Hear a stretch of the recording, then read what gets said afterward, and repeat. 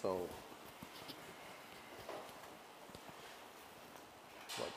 good afternoon to everyone. Although we are not tuned to such kind of presentations because we don't follow this, but just in analysis section we have trying to use. So, this I will tell a bit later. Let's take first the uniqueness of this year paper. So, the uniqueness of this year paper was that it is very lengthy. That is how it is. So, when it is very lengthy, so we try to count words, let's say. So, we counted words, let's say, number of words in questions. So, if you see 2013, so theory section, total question words 318 and the case study 1366. But if you take in 2022, so it's 589 and then it is 2466. Then we have calculated this total, the total number of words in question 3055 and you have to write 3450 words answer. Almost, let's say that number. That's why sarcastically many a time we say, if you do not know answer, write question 2 times, 3 times. This, so that makes your answer. Then you find ki this year what they have done, ki if you take each case study has 300 plus words and one case study has double of that. The 7th case study has 628 words. Why we are saying this? So let's see that ki there was a time that ki we had 656 total words in the case study. Right, 2017. And here only one case study has 628 words. Right. So basically it will consume your time. This, what it will do? It will consume your time. This, and this trend is started basically from here. If you take as far as case study is concerned, it can be 3rd year, so we guess that the trend may not continue. No. This, then trend, just half, then again like this, then again decrease. Hope that the trend may not continue. But suppose it is the new normal for UPSC. Is it the new normal? It is the new standard. So then we have to be prepared. This, what prepared? We have to read fast. Because you can imagine that the number of words that the questions have. So simply by number of words, it will take time to read questions. Because questions run, let's say, more than one page, if you find. So that way, this year what they did is, somehow we found that questions are complex. Now, whether questions are complex, so they are also challenging, difficult. So that you will understand once after we analyze that whether they are also difficult. But that may not necessarily be. Also, we say that when questions are big, think that the question is easy, not difficult. Because that is how the analysis has been. When they ask a big question, so they keep it simple. The only thing is that by length of the question, they are trying to pose you challenge. Right. Length of the question. Because some people will feel very, it's very difficult to connect. Suppose when you are reading a question of this sort, 628 words, so then by the time you reach the last paragraph and what you read in the first paragraph, can you have the connectivity? So it seems to be like reading comprehension. The paper becomes like reading comprehension. Although yes, as far as the subject matter is concerned, so that subject matter may not be difficult. This we can say. The way they have asked, this is what we are going to analyze. That is how the uniqueness of, let's say, this year paper in terms of length of question, number of words in question, which will consume your, certainly as per your planning, you may have done your plan that I will read questions, so and understand questions, I will take this much time and I will have time for writing, but that disturbed. Just other way round happened during 2017. I know the reactions of the student that time. So that time they, let's say that generally we say his questions were so small, they read question and then started thinking what to write and time is left. Means time was, they were not able to consume time. So very small questions. Because when questions are small, so you have to think yourself what you have to write. And when question is big, already it has given so many things to write. That is how it happens. That's how a difficult question may not be, means a complex question may not be as challenging as it looks at face value. And that's why you should be confident. Because it gives you lots of things to write in answer. And when a question is small, it does not give you anything to write, rather you have to think and write. So that is how the difference you can say. So let's take one by one what we will talk. The question, we guess you may have the question. You may have already, let's say, or you should have already read question, you should have question. This is what we believe. And on this, I guess there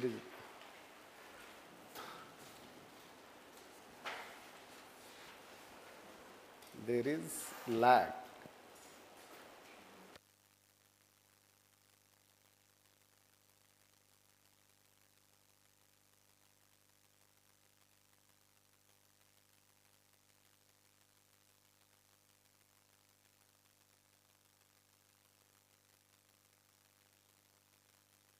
So let's take one by one.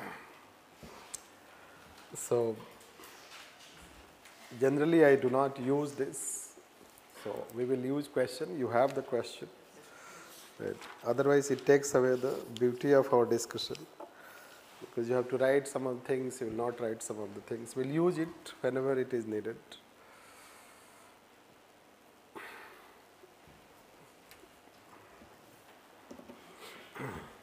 So first question if you take, it is itself, now if you take theory,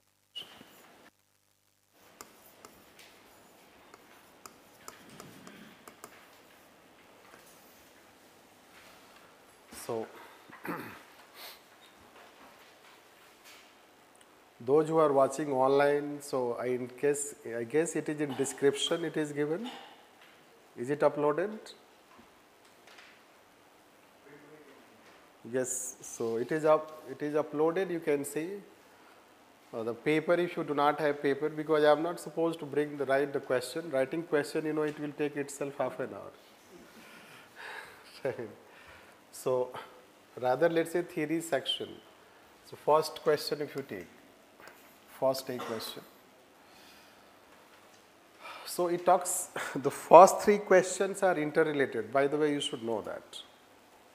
The first three questions are interrelated and one is extension of another, but you cannot write answer in one.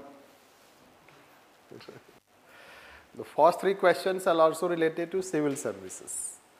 They demand applied experience, applied knowledge. First. Second is that, again, you should not get upset or disturbed by the length of the question. Always think that when question is big, it is giving lots of things to me to write.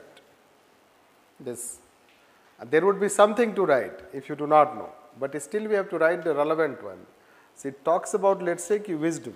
Basically it is saying that the essence of question is that if civil servants apply their wisdom, so they can focus on core aspect of the issue. And those who do not apply the wisdom, so they focus generally non-core aspect of the issue. And that results into travesty of justice. Means that results into justice suffers. That is how question says.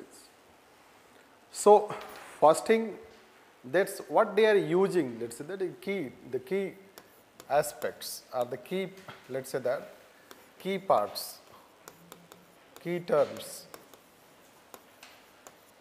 and that we can say as per the, since we are first question, analysis of question. So since we are talking first, we will not follow in all, otherwise it will take 5 hours for discussion. So some of the questions will have proper discussion, some will just fatafat type, isn't it? So that way we follow a strategy. Details you know through model answer when it is prepared. But how we analyze a question? So first thing is that it is talking about wisdom. Wisdom term, and in the context of civil servants.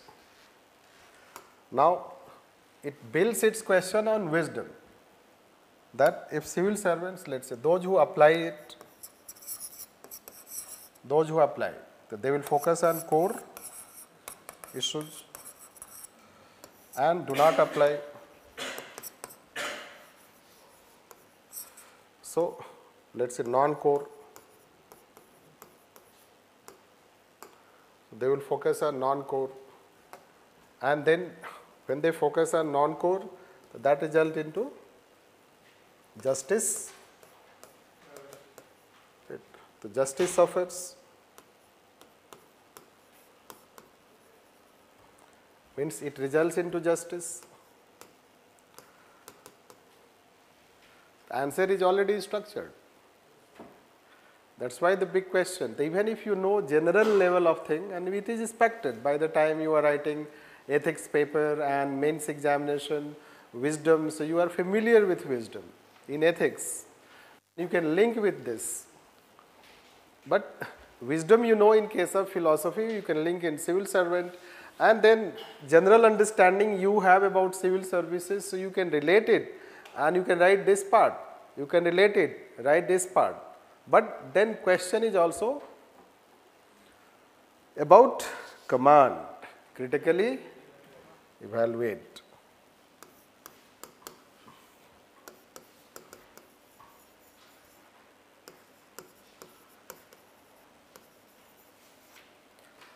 So critically evaluate.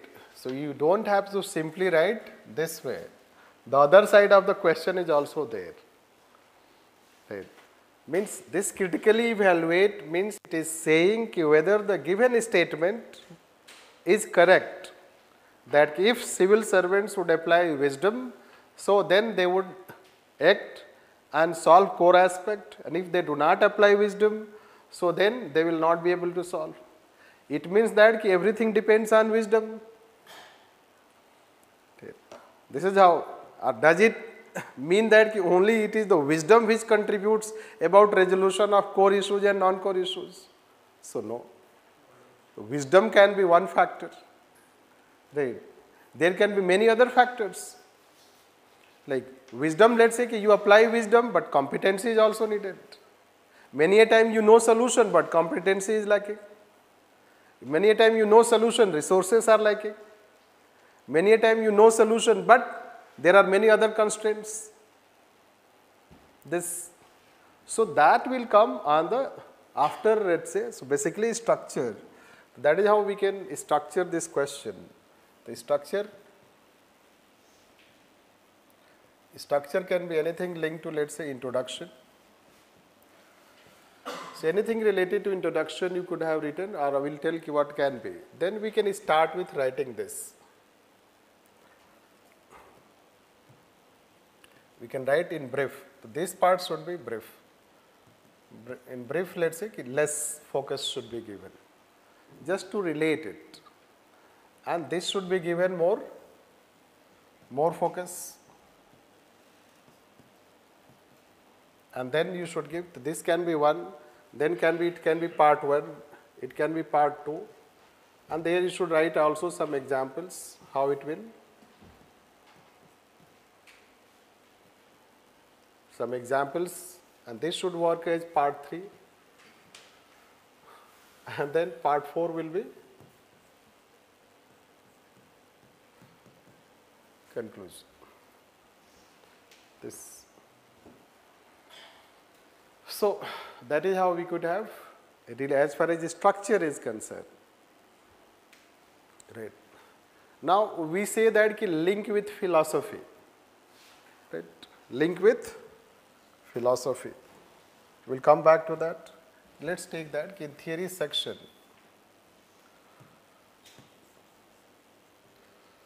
In theory section, we teach what an answer consists of. An answer, any answer consists of theory, concept, whatever they have asked, plus application,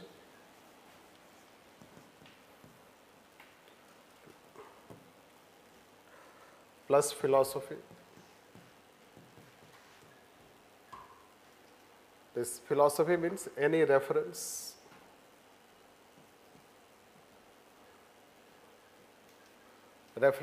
and within that any example, this or this application part you can link with examples. This.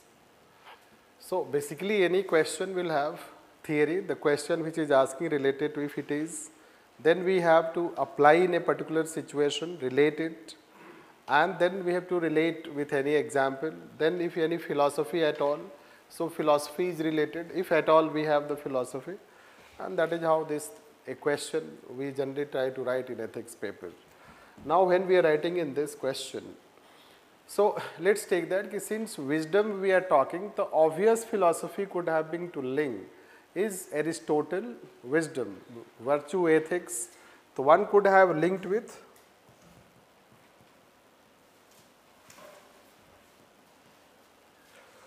and wisdom.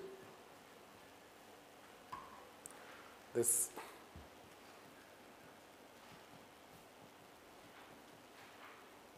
that anything we want to relate. Right.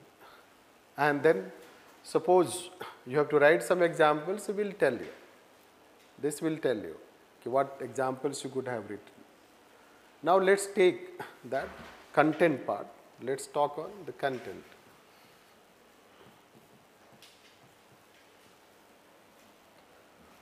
Content. How we can start introduction? Any introduction?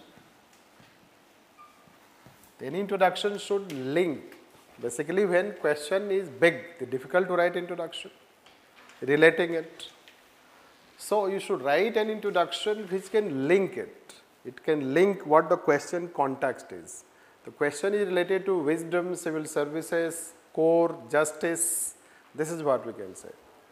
So then we can relate by explaining, let's say, that civil servants perform vital functions of the state and they are also given discretions to apply their wisdom. The civil servants perform vital functions of the state and are given discretions to apply their wisdom which can bring justice to people. Link. A short introduction. The introduction basically we follow 2 lines, not more than that. The 2 lines, 2.5 lines, maximum 3 lines, more than that one should not write. Then thereafter you start with civil servants since it is related to civil servants. The civil servants have role, responsibility to bring out development and public service delivery. Any state serves to people through civil services or civil servants. This, although they are expected to work as per conduct rules, the civil servants are expected to work as per conduct rules. But at the same time, conduct rules do not completely define, threadbare, what to do in which situation. And since conduct rules do not completely define what to do in which situation, hence it is left to their wisdom. It is left to their discretion. It is left to their discretion, wisdom, to apply mind and take decision. This. Now we can find that, then you can go on bifurcating it. That we can find that there are two types of civil servants. One, they apply their wisdom. They apply their wisdom and they have focused on the core aspect of the society. Core aspect can be that they try to solve the problems of society, which are very important. And they have brought even innovations, change, let's say hunger. Hunger, you can find any good example you can give, since it is not the important part. So hunger, let's say Operation Sulaimani, you can say, that can be considered, that example. Or we have been talking about education is another important problem of society.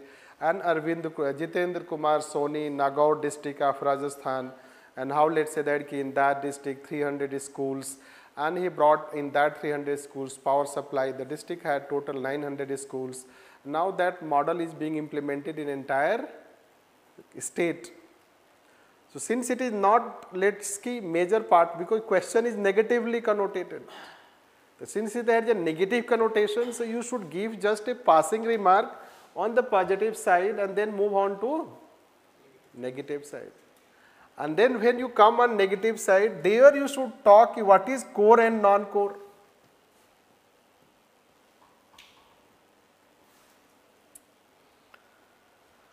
Right. Then you have to give a very specific example, what is core and non-core. Right. And how a civil servant applies wisdom, so he can focus on core and he may not focus on core. So that is specific aspect. You have to give any specific example for core and non-core. Any example you take, let's take Manrega.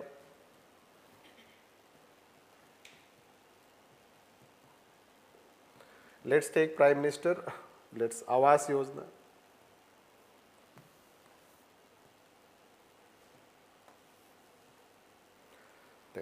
Because it demands specific, that is the key factor of your answer. What will be key? Not that, but this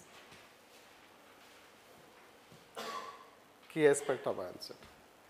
And people will largely miss on key aspect, because they will also write a general aspect. No, any macro example will be given, right? Some civil servants, they do not focus, and then some civil servants focus on core issues, blah blah, isn't it? So you will not give a very specific example. That is how it will be a differentiating factor between good answer and average answer. Now let me tell what is core and non-core in this. Let's take Manrega. Manrega main objective is livelihood security to poorest of poor. So it can be core. The core aspect of Manrega is to address the livelihood problem of poorest of the poor.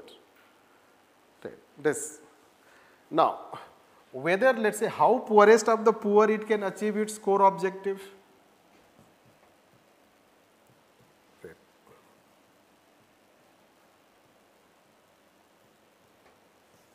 How it can. So now Manrega gives 100-day job employment. 100-day job employment. Right. To people, those who are poor. Now, if you will not apply your wisdom to identify the poorest of the poor, the common people you can get everywhere, those who are needy. No. Are you giving job to the most needy person? Or we are giving job to merely needy person? This. Or whether most needy person are joining Manrega, that is also a question. Right. Whether they are joining Manrega. Right. So it is not necessary. We have told in our, let's say that, we will tell you for you also later. So you should know Economic Survey 2018-19, what it talks. Since in Manrega, average wage payment was 3 months, so most needy people did not join it. And because people, those who are most needy, they need immediate wage payment. And those who are less needy, even if you pay after 3 months, it does not matter to them.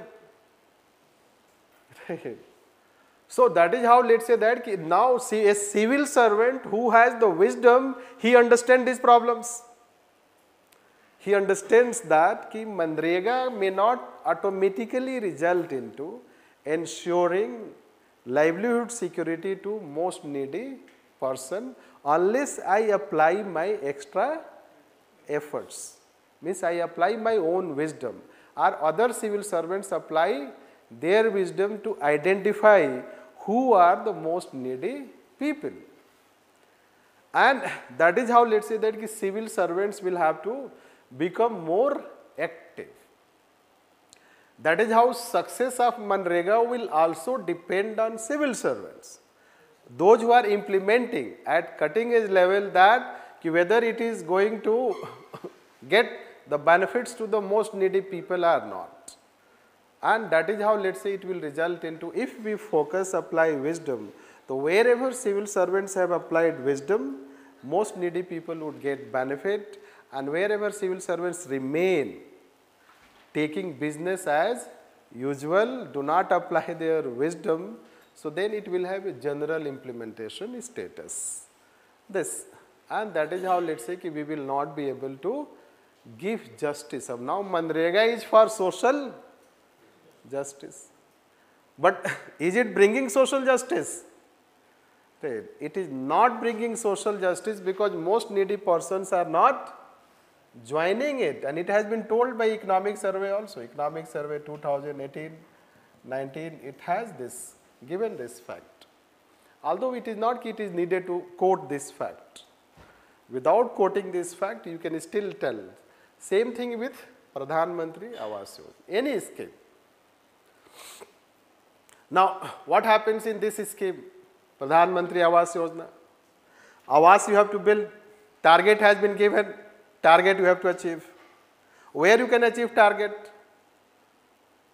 Largely in rural areas, where you have, let's say that resources, others available. What about tribal area? What about backward, most backward area, difficult terrain?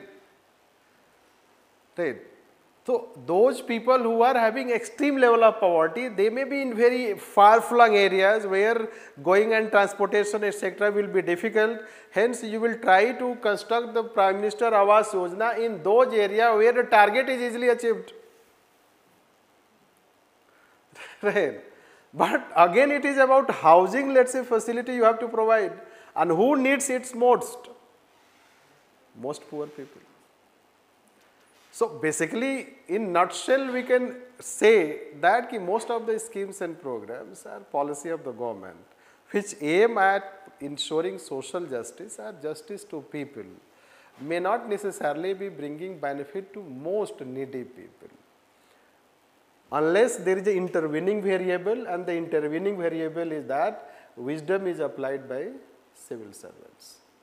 And hence, this is how we can say, and that is how the question is asking. And that is what it should have been differentiated.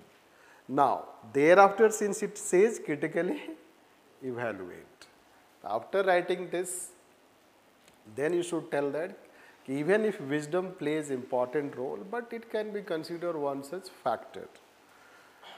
It is not all, let's say that it's not considered at all in all factor that it will ensure, because there are other constraints also. Many a times civil servants face external constraints, even if they apply wisdom, and you know how challenges they face. Plus, let's say resourcefulness problem, there can be resourcefulness problem, that can happen. So there can be also even, let's say, competency challenges, expertise challenges. So we need expertise, we need technology to solve a problem.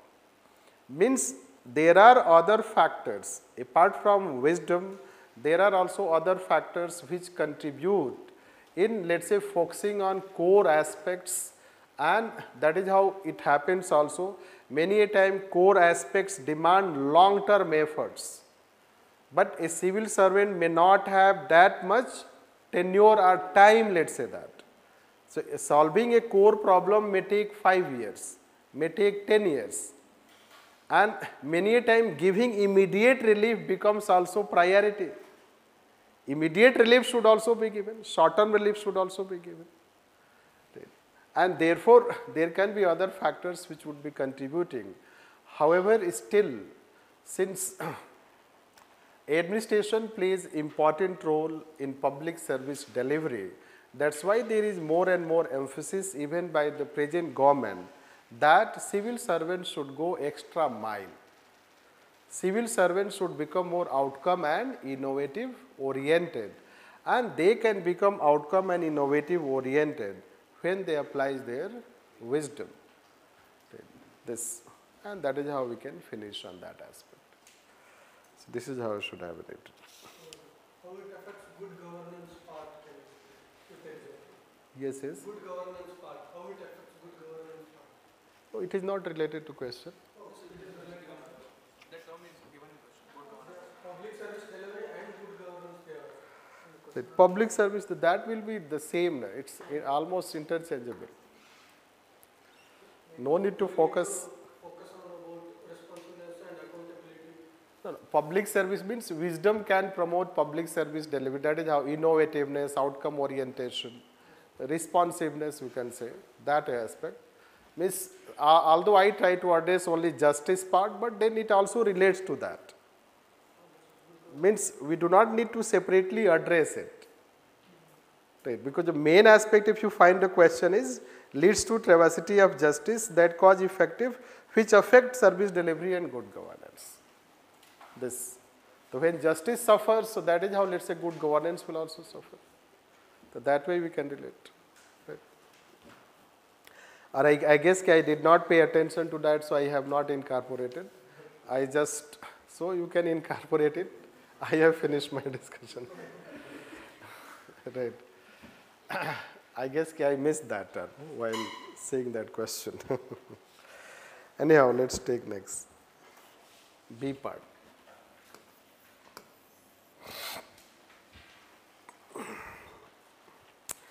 So, similar question if you see, if that intellectual competency and moral. So, key terms if you take,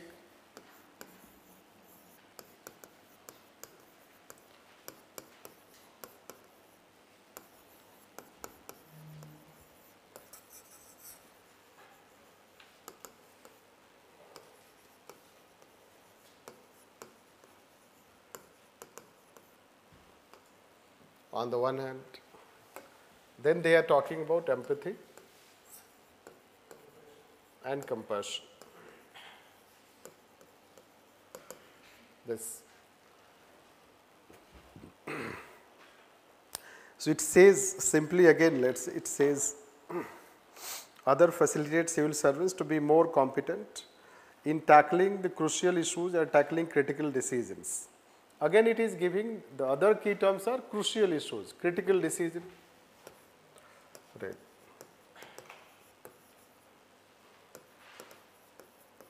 Crucial decisions, critical issues. This basically what it is saying. See, they contribute, right? They contribute, but in addition to that, they also contribute. Now, you don't have to write on that. You have to consider them. This we have to consider, and while considering it, you have to focus on this part. Right. So you have to explain with examples.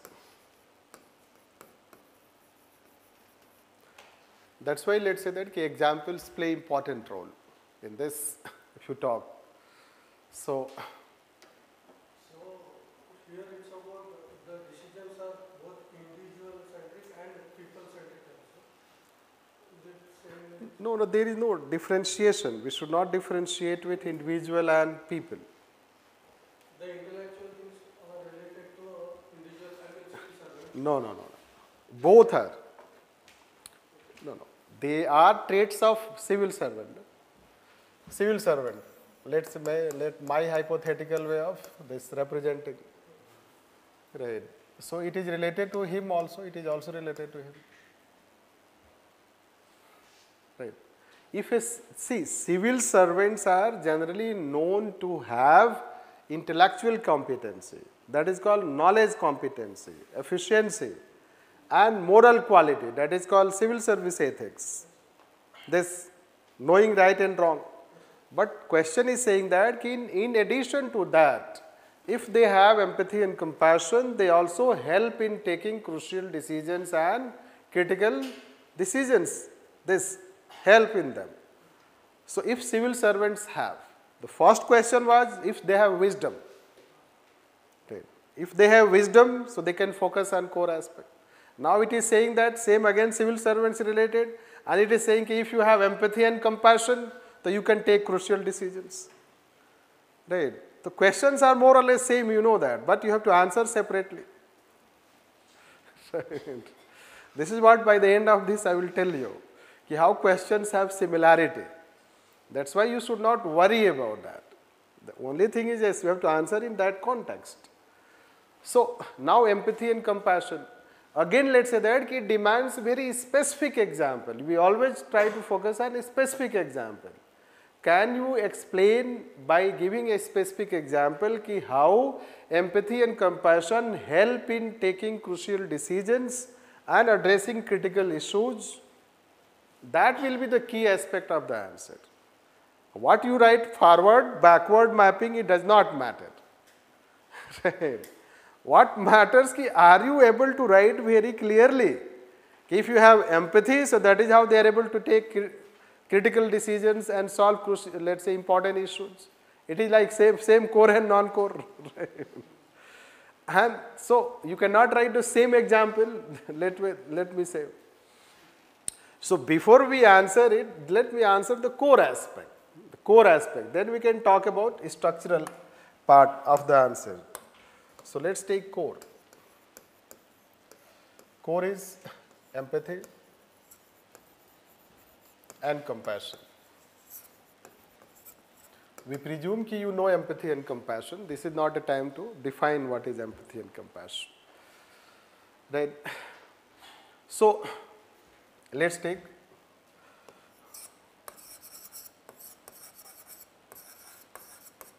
Jan Sunwai. Civil servants, they hold Jan Sunwai at grassroots level. That is called public hearing. I am talking directly from field experience. Right. So, public hearing. Now let's say that in Jan Sunwai, every day, according to a civil servant, every day they receive 250 complaints.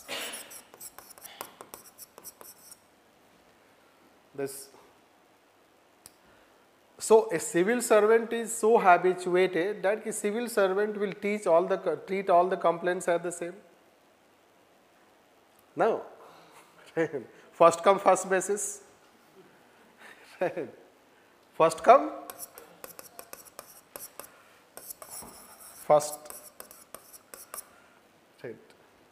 But there can be some people who are from far-flung areas. No. They can have very specific, very different grievance. All the grievances cannot be of similar nature, the way we told in case of Manrega. So, let's say that some people can have different, let's say someone has come from 5-10 kilometers away, right. And then let's say that coming one day, it takes a 1 day time, transportation, then going back, again coming one day, let's say, and different nature of problem. So, a civil servant who has empathy, empathy means thinking and feeling from others' perspective. If you can think and feel from their perspective, how it takes to come from such a distance and go, right, without addressal of problem, right, this. So then you cannot treat first come, first. Right. So a civil servant who has empathy, so when he is presiding the, let's say, Jan Sunwai, he will say, who has come from this distance? right? Who has this particular type of issue? Because he knows by experience that he can call out them and he can separate them, right? First we will address your problems. This. So that is how we could call empathy and compassion. What it will do, it will expedite the process for those people who are more needy, who are more suffering. That way we can say. This is one such example.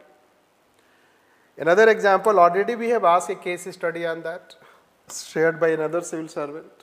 The good that our students become civil servant, then they share all those stories. So we ask case studies also, and it helps in also discussion, making our discussion more real and applied. Another civil servant shared this story that let's say that one woman,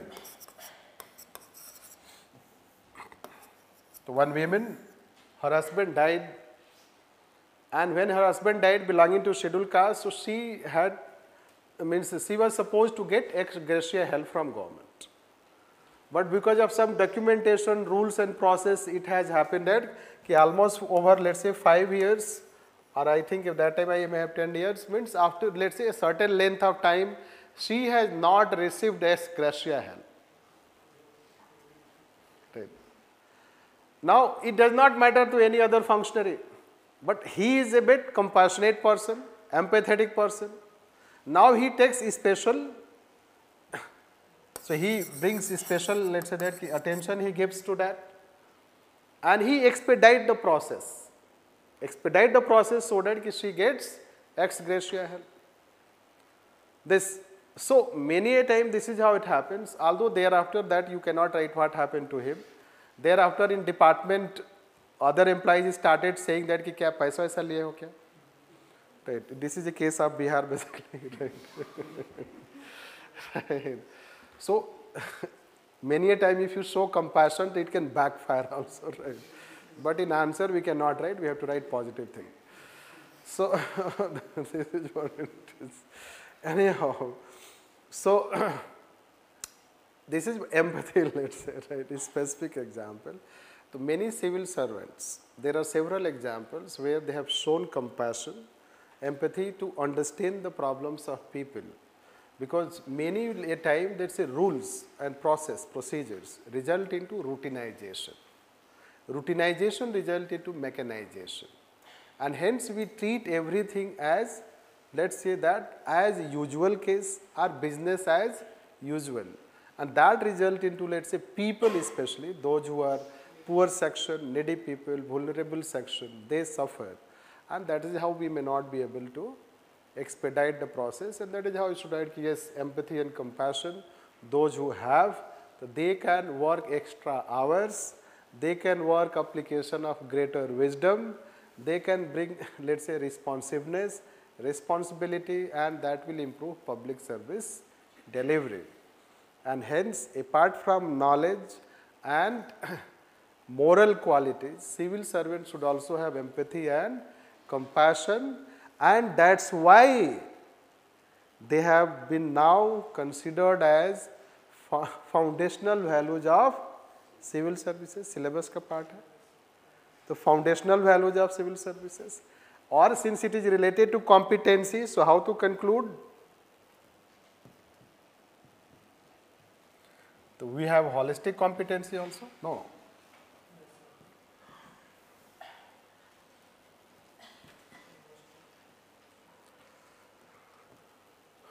Holistic competence concept given by DOPT, so people are also aware, those who are all in ethics, because we refer this document to them to read. So there is a document of DOPT known as Values in Administration.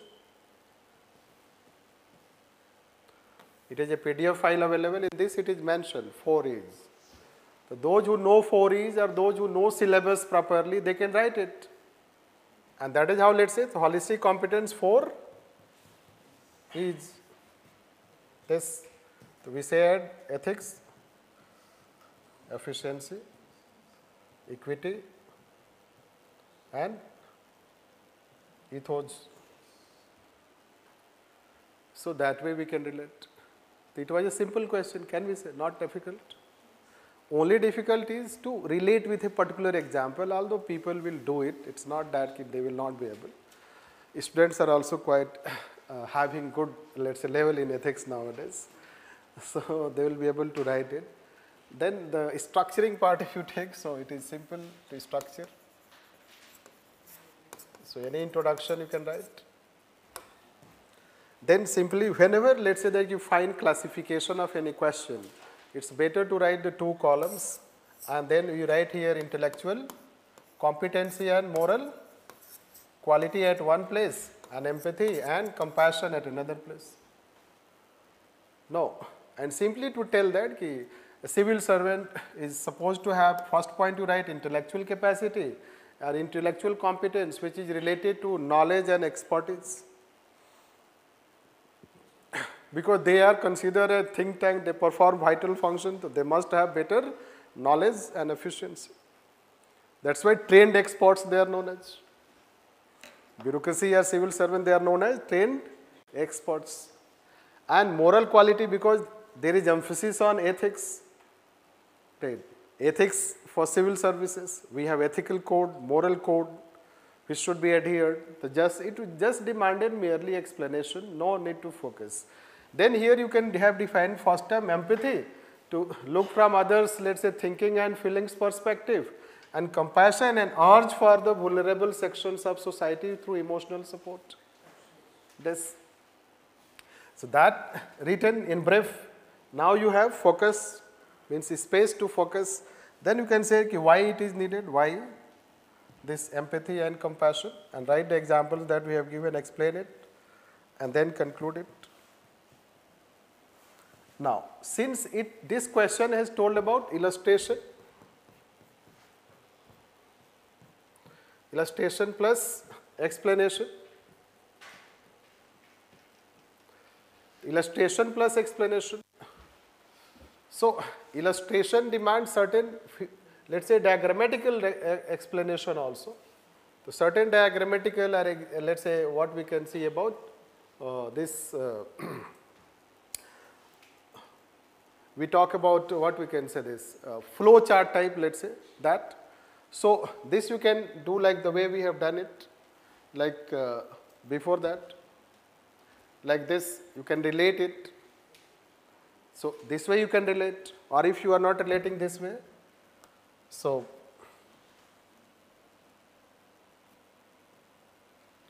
here somewhere while writing this, you can relate this, that we say that we need knowledge and we need compassion. This equation, the knowledge is a skill, values related to compassion. The compassion and empathy, that way you can relate. Now, even if you, let's say you do not do that, this explanation means you don't have to write criticism. This you should know that. So this question, unlike first question which talks critically evaluate, it says simply explain. So it is a positively constructed question. That's why let's say we write with, we end with 4 is. So that way it can be structured. That is how we can talk about. Then let's take another extension of this question. Can we conclude with the need for sensitive governance? No, that can also be considered. Today we need greater level of sensitivity, sensibleness, compassion. That's why nowadays more and more emphasis is given on soft skills, behavioral aspects of administration and civil service. So that way also it can be. Then again, let's say you will find how question is similar. So the third question you see, by the time suppose you have written 2 questions, now you are familiar what to write. The only thing is that you have to avoid repetition. That's why variety of examples you should have. You can see, you are writing 3 questions of same nature. Here only what it changes, rules and procedures, rules and regulations. Content more or less remains same. So what it says, rules and regulations provided to all civil servants are same. Yet there is difference in the performance. positive minded officers are able to interpret rules, regulation in favor of the case and achieve success, whereas negative minded, they are not able to, and then this is how they the achieve goal and the same rules, regulations against the case. No, isn't it similar to wisdom and core and non-core? This, it's just, but now you have to find an example which are suitable to, example which is suitable to rules and regulations. Right, this, so that is how you will find this question. So,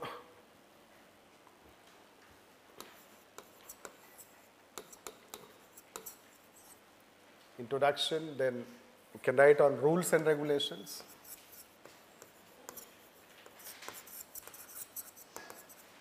We can write rules and regulations, and then after that how those positive mindset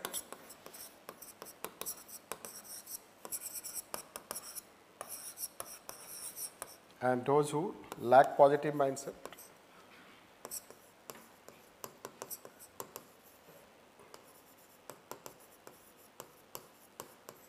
So those who have positive mindset and those who lack positive mindset. This. So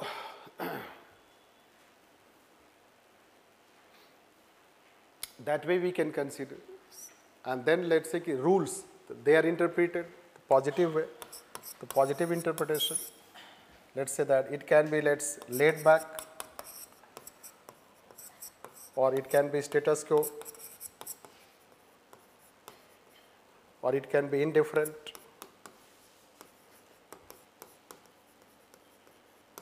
Indifferent approach. Then the result, it will have good result, it will have no result.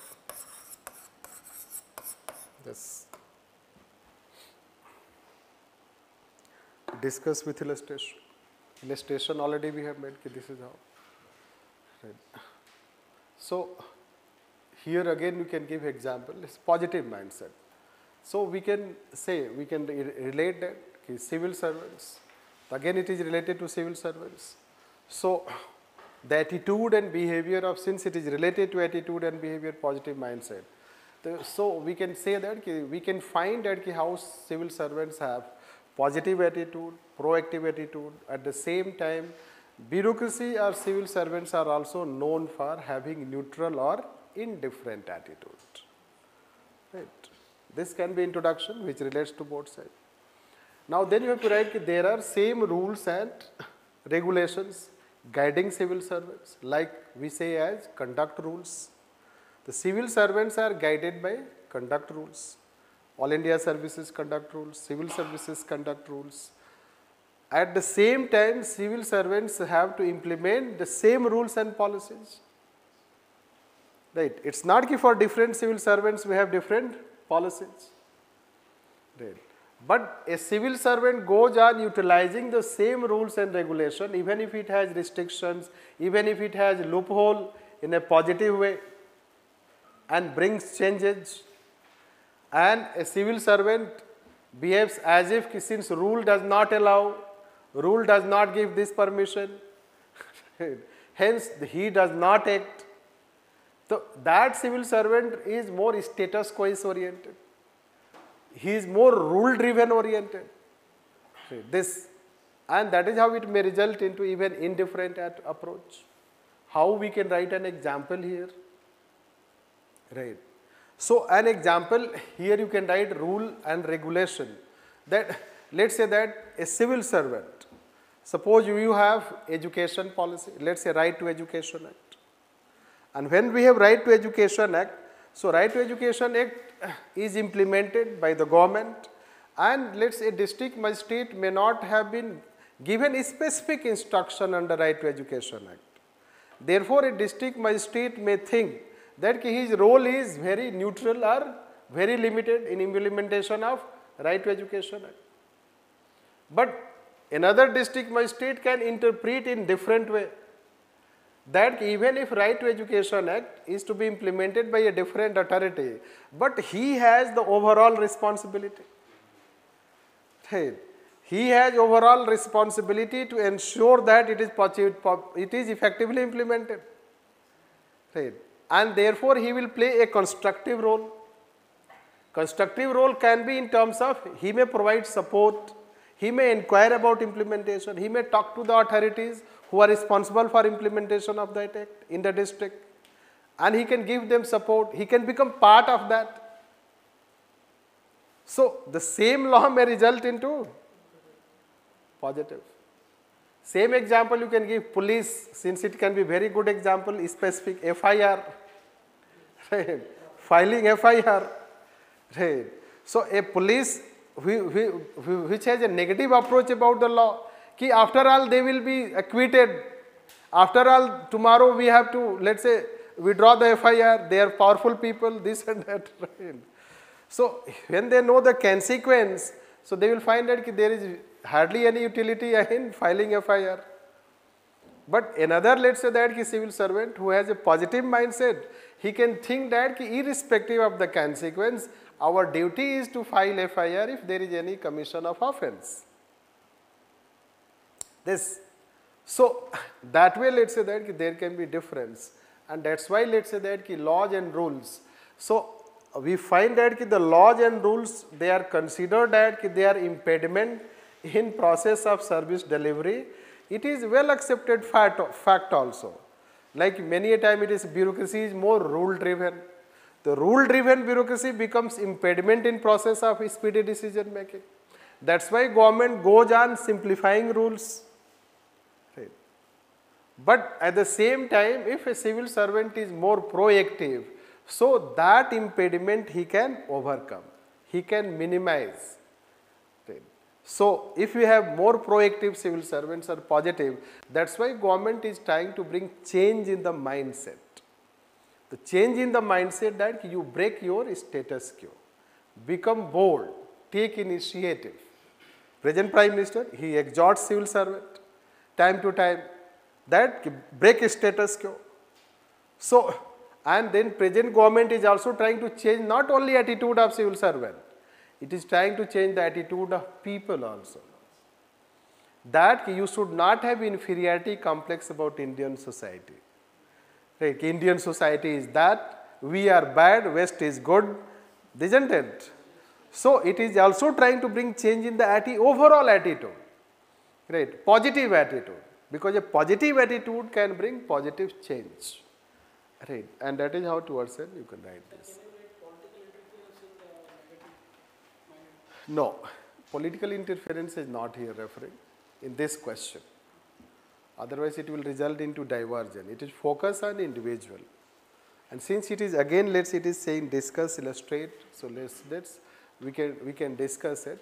Yes, discuss it is saying to before conclusion we can write a bit of weakness also here. The way we told in case of evaluate. In evaluate case, we evaluate, critically evaluate means the given question you have to assess, analyze whether it is right or not. But here discuss means you have to write a bit of weakness also. Weakness is that many times positive aspect can be more too positive. Right. No. So, Samir Wankhede. Right. So, many a time it can become rhetorical, and overactivism it may result. No, overactivism should be avoided. That is how we can write. So, this way you should have it. So, these are 3 questions related to this. Let's write next.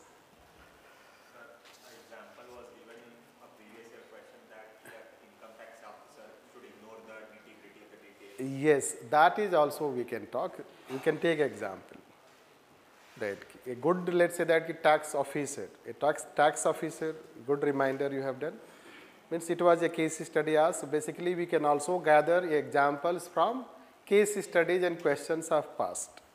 Once a case study was asked that tax official, doctor did not adhere to minor details of taxation. So you as a tax officer, should you adhere to those minor details as well? So now let's say rules are rules, so you become rule driven.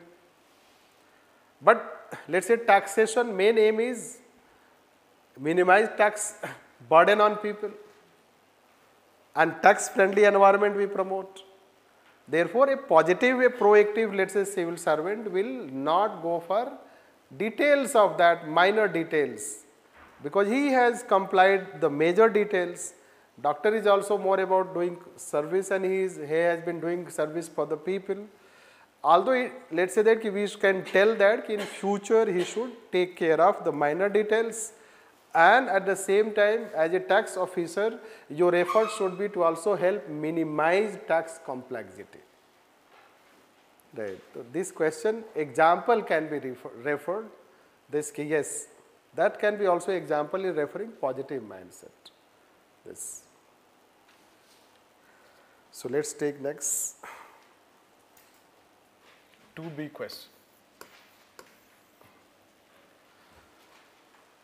So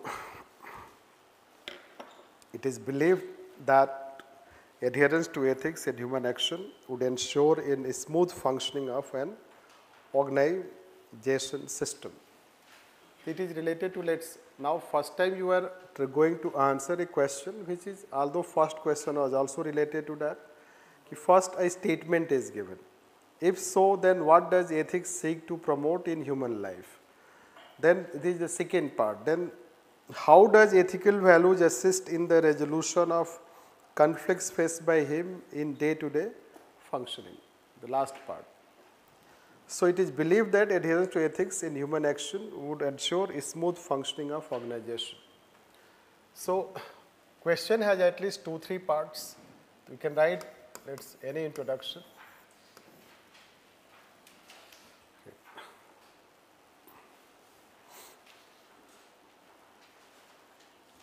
So then you can write part first, then part second. This, and then how does ethical values assist in resolution of conflicts faced by him? This is part 3.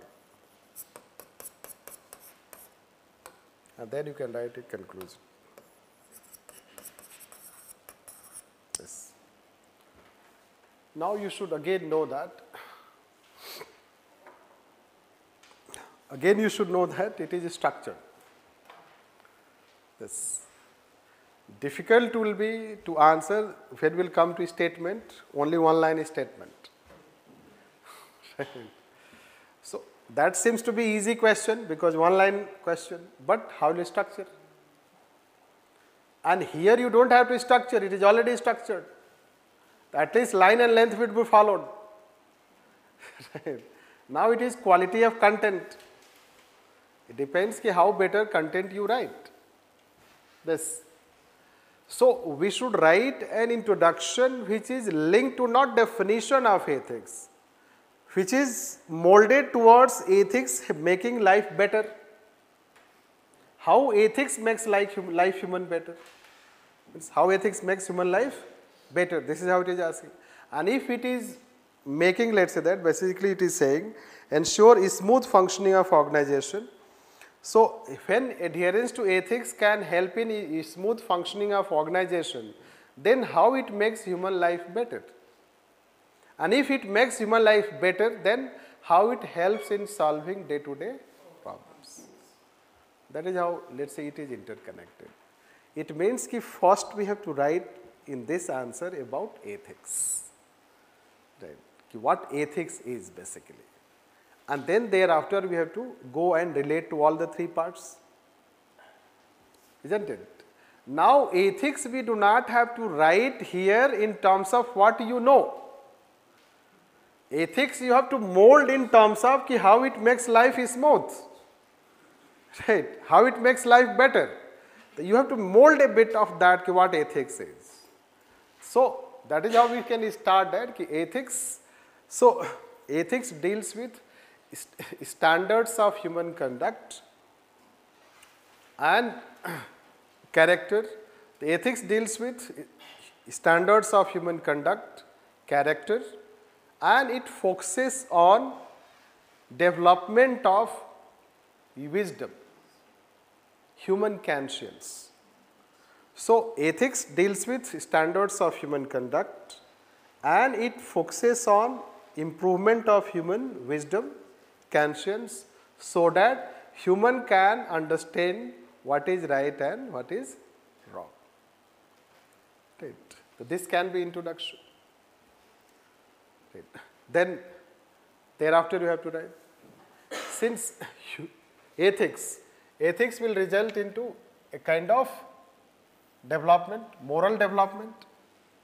Ethics will result into moral development. Right. Moral development what? Moral development means, you suppose a child, the child may not have moral sense, but let us say an adult here.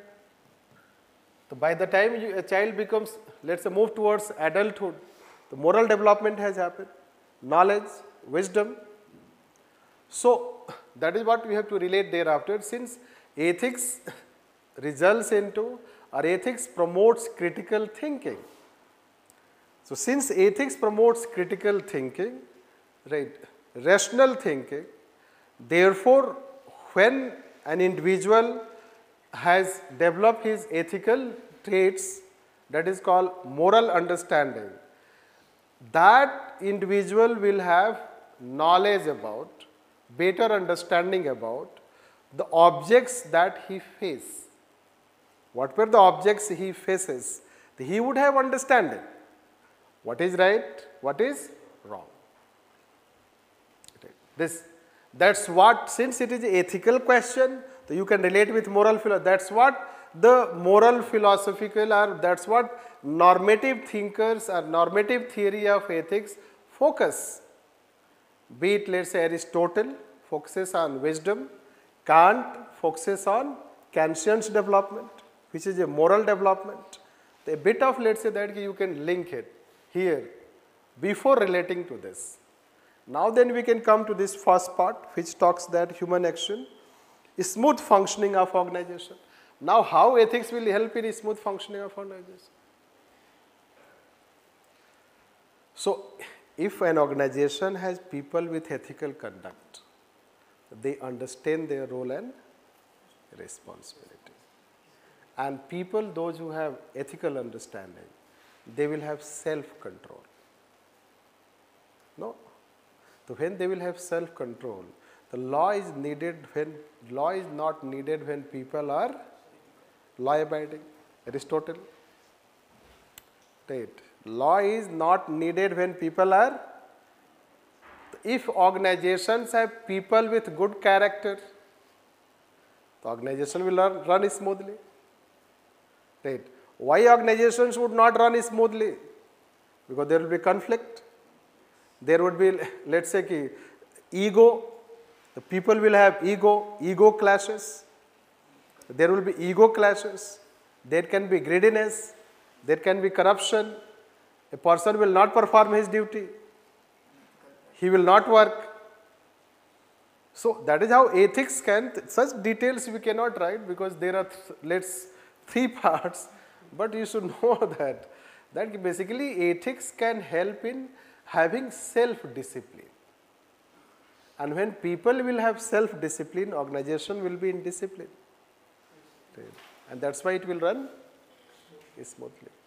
Then second part, it says, then so seeks to promote human life. What does ethics seeks to promote in human life? Right. So ethics seeks to promote in human life how to be a good human. Ethics aims at summum bonum. This.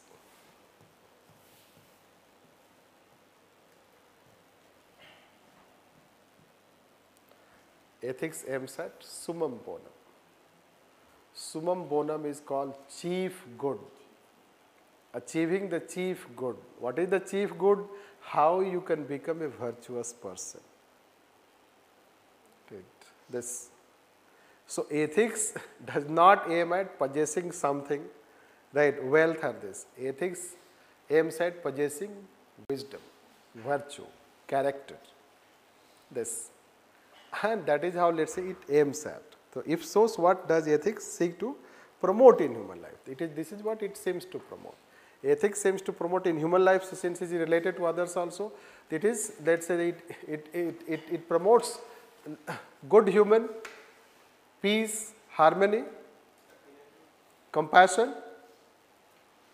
So it also promotes in human life peace, harmony and compassion. That can be linked. Now third part. Then how does ethical values assist in resolution of conflicts? Now how it will help in resolution of conflict?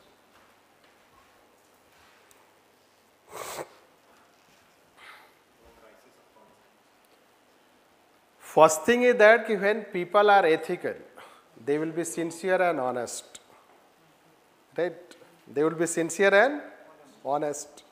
This. And they will admit their, let's say, problems if they have. Right? If you have any problem, let's say, so they will admit, yeah, it was my problem. Another person admit it was my problem. Why conflicts we are not able to solve? Because you are not able to concede.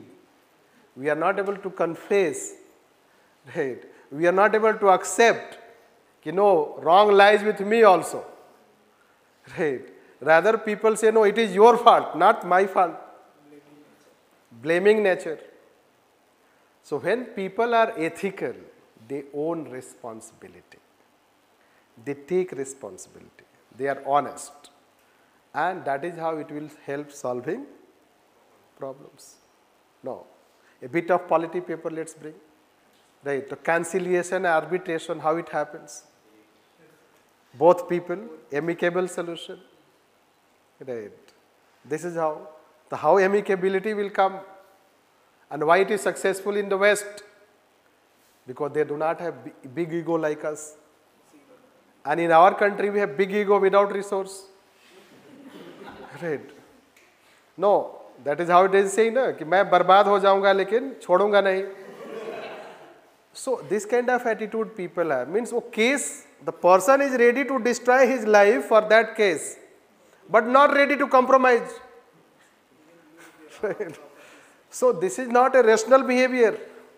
It is not a rational behavior. Rational behavior means that you accept. Where the wrong is with you, you accept. Wrong is with that person, accept. That is when people are ethical, there will be amicability, harmony. And that is how, let's say, we will be able to solve problems because people will have greater wisdom in resolution of the conflict. That is how we can write. And that is how the question. Hence, that's why, now conclusion, that's why it is said that an ethical society will have peace and harmony. High level of satisfaction. Right. This. And those countries which have peace and harmony relatively they are better ethical society. This you should also know. They are also ethical society. So don't say Scandinavian country, why they have a high level of peace and harmony? Why Japanese society, peace and harmony? So you can say one factor is also ethicality. And that is how we can relate it. This is how we should write it. It was a theoretical question basically. This you should know. This question demanded clarity on ethics as concept. This. A person who will not have clarity, this ethics conceptual clarity, he will end up writing general answer. That we say in our language, shallow answer. Right. The superfluous type of, that superficial type of. Anyhow, let's take next. So, is it not about the resolution of ethical conflicts or ethical dilemmas, last part? No, it is not talking dilemma. It's resolution of conflicts faced by him in his day-to-day functioning. The day-to-day functioning, what conflict we face? Yes, chunki individual, so we can say that the person may face dilemma also. But he may face different types of conflicts that we face. Conflicts between, let's say, wealth and simple life. Whether we should go for, let's say, focusing on wealth, or we should focus on sacrifice, how we should live our life, right? Whether I should also become worldly type, whether should also I lead materialistic life this way. So that can be, so a person has ethics is light. Ethics gives light to a person. This you can say, how to live life. Why? Because ethics brings enlightenment, this wisdom. And wisdom will work as a guide. So that way also it can link since it is related to individual. The person will not have crisis of conscience and guilt. Yes, the person, that way also you want to relate, so yes, it can be also. Since these things, questions have been asked, so he is trying to bring that aspect. Yes, the person also will not have, who has crisis of conscience, whose value system are not clear. This you should know that. Or let's say that the value system have been questioned. But then if you have high emotional intelligence, crisis of conscience will not come. Or if comes, it will be very rare. This. So that can also be linked.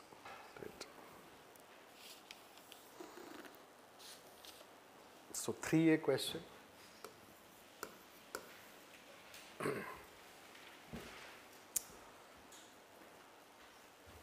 Now, when we go for statement type of questions, we have already told in past strategy, etc., what should be the strategy to address statement type of questions. But let me say that when you go for statement type of questions, there are two types of questions and statement. One which are related to those who are the core philosophers in ethics syllabus. It can be, let's say, Aristotle, Socrates, Plato, Kant, John Rawls, Kautilya, Vivekananda, Mahatma Gandhi, whatever you know that. You cannot know the philosophy of this person, statement, Porter Stewart. He was a judge. Right. So you are not supposed to know the statement of each and every person, isn't it? Even if what, let's say, Stewart has said, but what he was, it hardly had to do anything with the statement. Right. His name has nothing to do with his statement.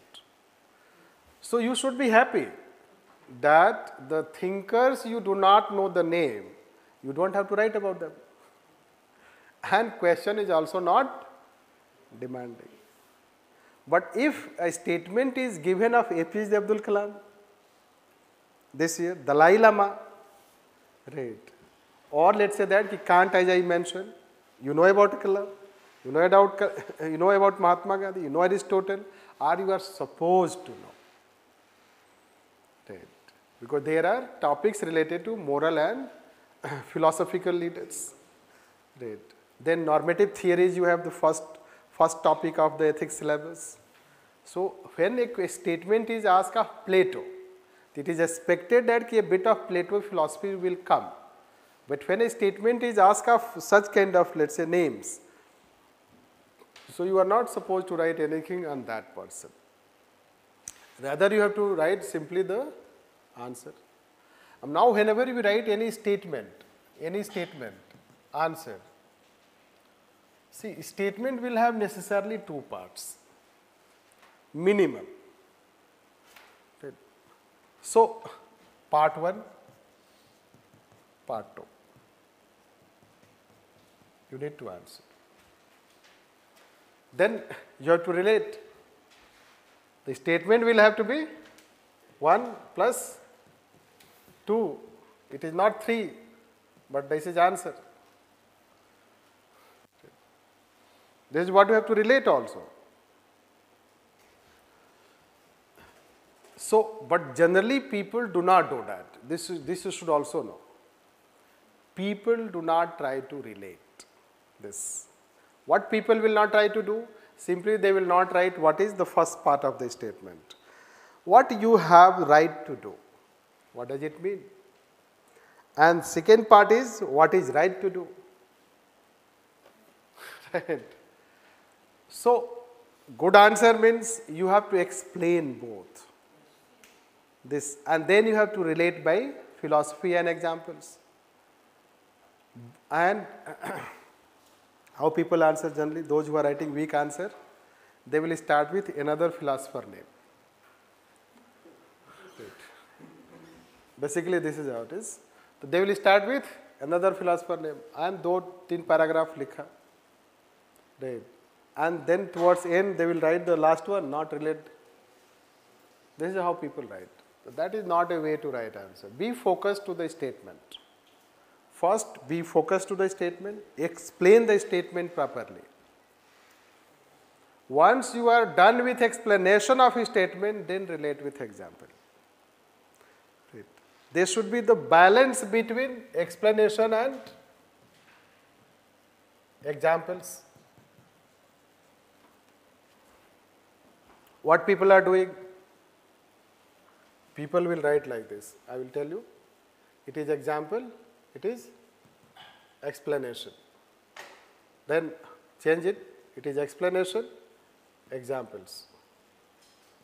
People will not write a balanced answer. Right. Balance means explanation, examples. You can see lots of copies in which some people write n number of examples, as many as they can write in 2 pages, as soon as they start the answer writing. Right. And they have been told that write example. This, because theories they have weak, and making theory is strong difficult. So the choice is left on examples, and examples gathering very easy nowadays. That is how, let's say, you are not trying to follow this. So that's why there should be balance about this. No need to go on the thinkers what. It is talking about ethics. So since this statement is about ethics, it is about ethics. It is better to write a definition of ethics, something related to ethics, then write about have right to do,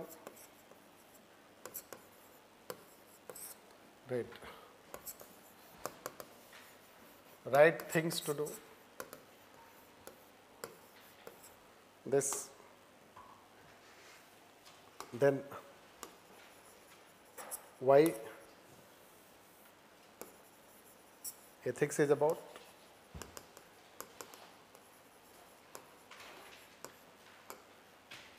so why ethics is about this.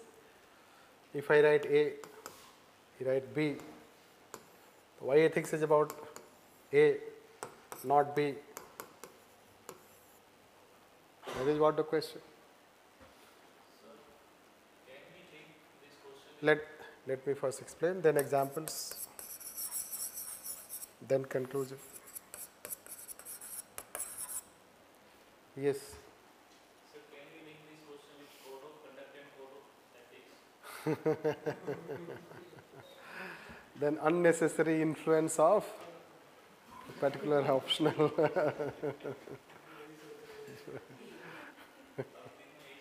No.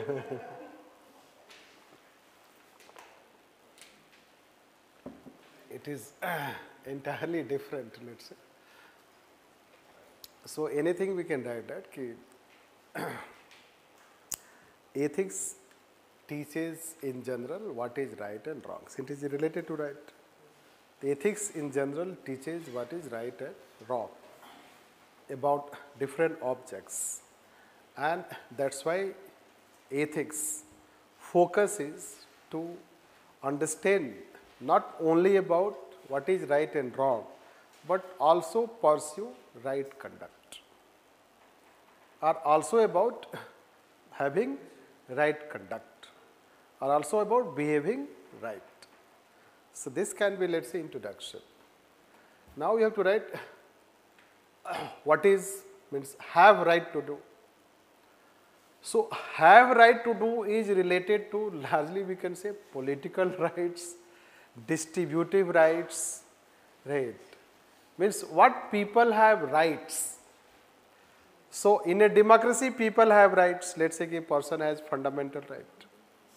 When there are, let's say, 5 members in a family, each member has equal right. No. When,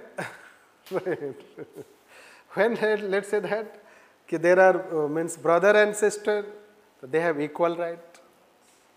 Theory. Right. So they have equal right. What? So in property, let's say that. So they can take equal right, equal share. And a person can say that I have right. This I have right to do. Means I have right to take my share. This I have right to take my share. So basically it is more about utilitarian philosophy. It promotes greater utilitarian philosophy. Utilitarian philosophy is more about individual rights. This you can say. It has been linked with, let's say, individual rights. Now right things to do. The right things to do would be related to now. When a brother is taking his share, can it be considered right? Brother has right to take share. Sister has right to take share. But is it right? Right. That will be decided by time. Is it a right time? Right. So, isn't it? Right. Means, let's say that, suppose you want to take your share. But then question is that, is it just, right, when you are taking, is it a right time to take your share? Should we take your share? Many a time a person needs, or your sister needs help. Isn't it? Like a brother may need help. But what we have created? Equal right. Right. We have created equal right. And yes, you get equal right. Like let's say that you have right, fundamental right to express. But is it right to express? Right. Are you expressing in right fashion? That's why Voltaire said, I will defend you in your freedom of expression, but I cannot defend you what you will say. I will defend you to say, but I will not defend what you say. This. So that is how the relationship basically it is taking, that people largely, let's say that what we have society created, that's why it has happened. People, if you say to them, they will say it is my business. I have right, I have freedom, why you are interfering? Right. In their life. And then it starts becoming more and more individualistic life. But then the question is that whatever people are they doing in a right way? And is it good for society? Is it good for society? Now let's say that firecrackers, let's say neighbor wala, listening music. If you tell that person that no, you bring down volume of the music, what he will say? Right. So I don't interfere in your life, you don't interfere in my life. This. So basically what will happen that those people who will lead a life as per have right to do, they would not care that whether their behavior is harming others. And those people who will live life as per right things to do, they will think whether their behavior also harms others' rights. Right. And accordingly they will mold their behavior, and hence they will have, even if they have a right to behave, but they may not behave as they may not think it right. No.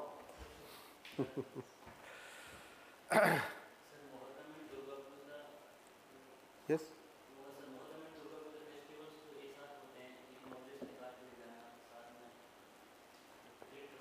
Yes, yes. Like say कि many peers, let's suppose they have right to take procession, but they may decide out of harmony कि no, we would not. Isn't it? This can be. So that is how right means right. The second part is emphasizing on right conduct. The first part is emphasizing your right to do something, not right conduct. Right. So this one is better, and ethics is about right conduct, right? Rather than having right to do something, ethics teaches about right conduct, right? So that is how ethics is related to the second part, and that is how towards end, let's say that how it is related, because ethics, then you can talk about ethics, what is ethics, and how ethics focuses on about right conduct, wrong conduct. Ethics is derived, the basics you can write from ethicos, which deals with character, conduct, and then it is based on critical thinking, rationality, and that is how normative theories, the thinkers, normative philosophers, they talk about right, wrong on the basis of rationality. And that's why ethics propagates the behavior or the philosophy which considered as philosophy of right, or ethics is about moral science, which deals about human conduct, right and wrong aspects. And that is how you should end in this. That is how this question. So let's take next.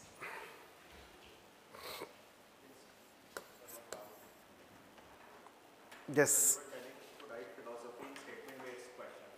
So is it Kantian we can write directly Kantian philosophy in this question? How can we? No.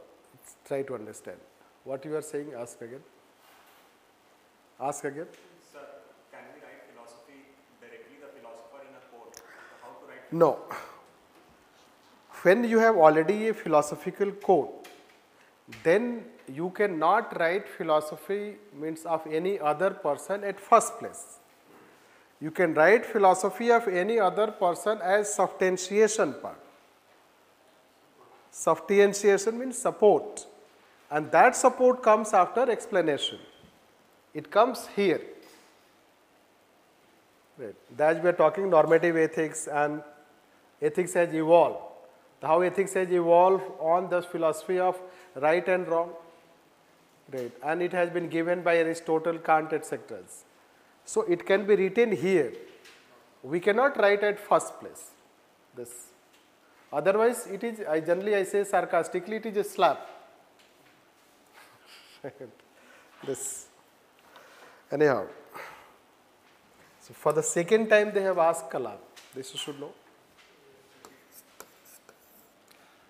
Second time they have asked Kalam, plus it is related to corruption, and then they have linked to again the three persons. Once when they ask about the three persons. This, we will tell that, although we should no need to tell a question and two questions. In our 7th test, we asked about APJ Abdul Kalam, and that question was also related to corruption. APJ Abdul Kalam, it was also related to corruption. Right. Anyhow, let's say that some philosophers, they repeat. This is what they have written. Anyhow, so if a country is right, to be corruption free, become this, that, etc. It is related to since Kalam. So you can introduce about Kalam. When you know about philosopher, write about that. It is easy to introduce. So that you can write. Then you can write about the three persons.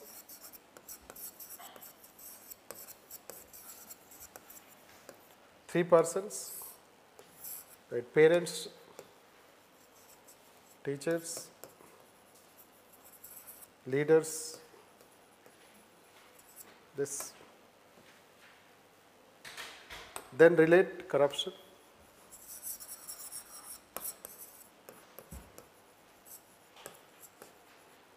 How the three persons will help in tackling corruption. This the 3 persons will help in child what? Moral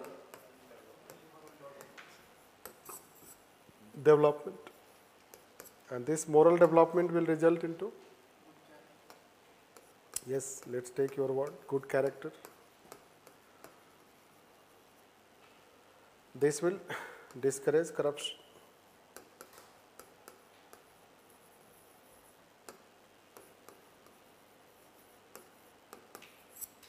It will discourage corruption. Now, how to link again with Kalam? So, again we will link, know that.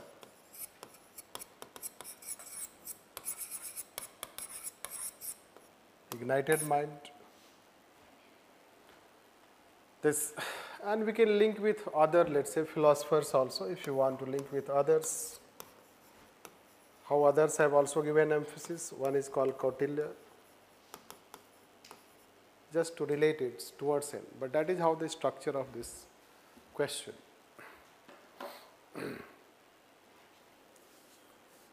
So,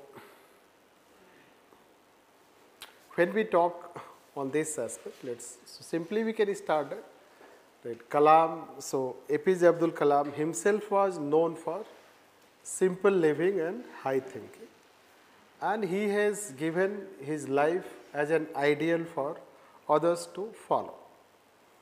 Right. If society follows his ideals, then there can be good character, good conduct. Right. And a society may even experience transformation, revolution that he wanted to bring by igniting the mind of children. So that can be. Then Kalam has given emphasis on 3 persons who shape the life of any child. The parents, teacher and leaders. I think it is leaders. Yes?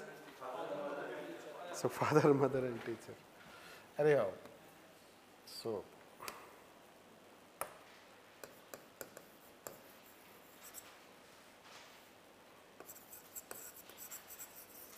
father, mother and teacher. This. And then you can relate about socialization. So this can be linked to socialization. How socialization, in that they play important role. Right. So in socialization basically it happens. Right. A child is socialized, social unit, child, then this is called parents. This is called society or schooling. And next is called society. So that way it can also be linked. So a child, let's say, is socialized, in which family means parents, mother and father, they have profound influence, right, in inculcation of values. Followed by teachers. Teachers are considered ideal. Also in our society, even teachers enjoy, or they enjoy at traditional time, a special role. Right. A teacher can change the life of a child by molding his or her personality. And that's what Kalam also tried to play a role, that throughout his life he also tried to interact with children. He liked interacting children over liking interacting, let's say, grown-up people. Why? Because children can be molded. Right. Grown-up people may not. The children can be molded. That is what ignited mind. The children can be molded. Their mindset can be changed. That when we can bring change in the mindset of the children, children are future of a country. And then this is how the character of the country may change, character of people may change. And this is how corruption, then you can come on corruption. Corruption is nothing but destruction of ethics. This corruptus, from the term it is derived, it means to destroy. So corruption in a way is nothing but destruction of ethics. Because when corruption results, when we destroy the morality of other person. Right. When a person becomes corrupt, when morality is destroyed, and if a person is moral, right, then he may not become corrupt. The strongest check against corruption is moral aspect.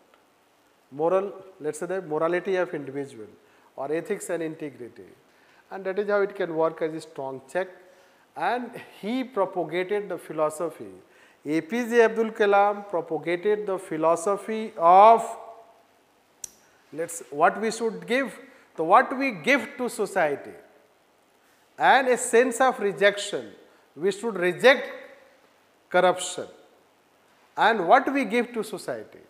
That should be the focus, rather than what we take from society. Right. Why corruption is resulting? Because we are trying to take from society, rather than giving to society.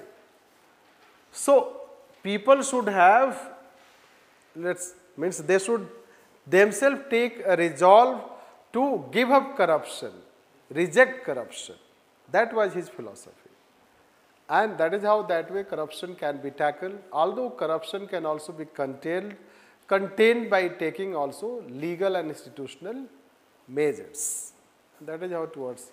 This should end by this. Then next, Dalai Lama. Since you know about Dalai Lama again, you write about Dalai Lama. Right. Let me tell that Dalai Lama is known for, basically Dalai Lama is known for talking about secular ethics. No. That should be your introduction. The Dalai Lama is known for secular ethics, giving or following secular ethics. Secular ethics is relevant for present society. When present society is trying to have enmity, fight in the name of religion, lacking compassion. This. So he has been trying to also propagate compassion, that is bringing change in the way of life. Right. And bringing change in the way of life is also related to success. Success. Right. How people see success. Whether success we see in terms of, so whether we see success in terms of materialistic achievement,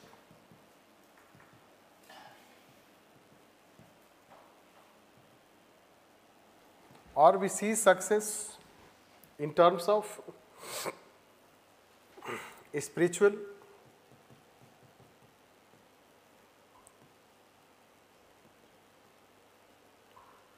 achievement, character building,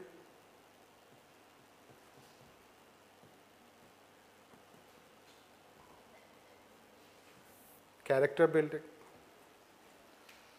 So, how we see it, this is how it is. So, spiritual achievement, materialistic achievement, this way we can see. The success, now you should write that success for different people, success has different meaning. That also should be written. So, success, let's say for some people, success means living, right? Let's say that a prosperous life, a peaceful life, like family work balance. Success means, let's say it can be a person is able to give good life to family, education to children. This success can be for some other people achievement of some goals, some targets. This success can be, let's say, getting a top job in a company. Success can be, let's say, that constructing a house. So, different people can take success in different way. Although the highest level of success is considered as spiritual success. This. Now, let's say that what we sacrifice to get success will tell the quality of success. So, what we sacrifice? So should we sacrifice family, love, compassion, right, selflessness for success? Should we relinquish family for success? Should we relinquish society for success? Right. Should we relinquish our values for success? Should we relinquish our self-respect for success? Right. So all those people who try to lose all these things, sacrifice, right, to achieve success. Like to get a top job, you compromise values. This, isn't it? Get promotion, you compromise values. To win a match, you bring, let's say that different types of performance enhancement things. Right. So basically it is said that when you are trying to get success by compromising some right values, so that will not have right meaning of success. Right. Success can be valued only when you have achieved your progress and development along with adherence to right values. Right. Rather than relinquishing to those right values. This, like say ki Putin, we bring here, so when Russia wins over Ukraine, will it be success? Right. It will not be success. This, even if a military can win a war, but it will not be victory, because it has destroyed lots of human values. This you can say. So that is what, let's say, you have to write in this. Therefore, in the end, you should conclude that success. So he is trying to give a message that to achieve anything high, one should not sacrifice core aspects of human life. And those core aspects are considered as humanity, compassion, forgiveness, love for other fellow humans. These values should not be sacrificed. And that is how he has himself led life. Right. He has himself led, let's say that lead a life which is known for spiritual life, and he is light all across the world. Right. He can be only living spiritual leader like by all across the world. This you should also know, and that is how we can conclude on this. That is how what statement type of, let's say, answers. Yes. Related to fair play awards in the Yes, you can give example. We can find that how fair play. So you can find that a cricketer. Many a time it happens that a cricketer, even if it is the final match and he is out and he just goes back before umpires give out. This. So a person is not sacrificing his value for the sake of that victory, and that is success for him. Because ultimate aim of human life is to be a good human. This you should also, and that is how we should write it. 3B. In conclusion, we told that yes, they play important role, but at the same time, we take also legal and institutional measures to contain corruption. Means character will also help in containing corruption, but at the same time, we have to take also legal and institutional measures. That can be taken. Even Vivekananda can be quoted in that question. Yes, Vivekananda can also be quoted. 4, yes. So this one is good means with good end and good means they should go in synchronization with each other, the Gandhian thought. Yes, that can also, you can talk here. Can be also related. It is also about right means to right end, rather than right end with wrong means. So that way also it can be related. 4A question, so it is, we will find that it is a general question. No. Just I will tell, let's say it is a general question, paper second type question. So simply you have to write what is good governance. The good governance deals with right, a set of standards of behavior by civil servants like responsiveness, responsibility, transparency, accountability, this and that. That is how you can write on good governance. Then how far recent initiative, you can relate it, recent initiative, e-governance initiative. The e-governance initiative related, the most important initiative related to e-governance is Digital India initiative. Within Digital India, you can write many other things, Aadhaar, direct benefit transfer, JAM, Trinity. Then we have other, let's say that applications related, so those things can be written. And this can be, let's say that then it is saying how it has helped beneficiaries. The best example is we have direct benefit transfer. DBT is the best example, no? Because it has proper facts also. With the help of DBT, we have been able to save so far 1.22 lakh crore. Right. In paper second analysis, we'll also link tomorrow when we'll talk it. Right. So this is what we'll find. So 1.22 lakh crore we have saved by direct benefit transfer. This direct benefit transfer has not only brought this benefit, direct benefit transfer has also brought smart governance, fairness, responsiveness. It is direct benefit transfer which has reduced the average of Manrega from 3 months to 15 days. Now wages are paid within 15 days. This e-governance has resulted into elimination of lots of fake cards, fake beneficiaries, ghost beneficiaries, this, and greater public interaction and public interface. So basically e-governance initiative, My Government portal you have, Disha portal you have, Pragati you have. So these all have resulted into greater interface between citizen and government. And that has promoted greater responsiveness of government, greater responsiveness and responsibility. So that way we can relate. So this is how the positive side of this answer. Then it says states help this, discuss with suitable examples this, how far recent initiative in terms of the how far, you have to make a judgment on that. So then still you have to tell that yes, even if these benefits have come, governance responsiveness has improved, still we can find that we have still a long way to go. Still there are various gaps. You have digital divide, there is digital divide. Then the digital platform itself has its own challenges and problems. It poses its own challenges and problems, right? And then let's say it demands certain basic infrastructure also. So we have still lack of basic infrastructure across the society. So that's why we can find that it has still challenges, and there are also implementation problem,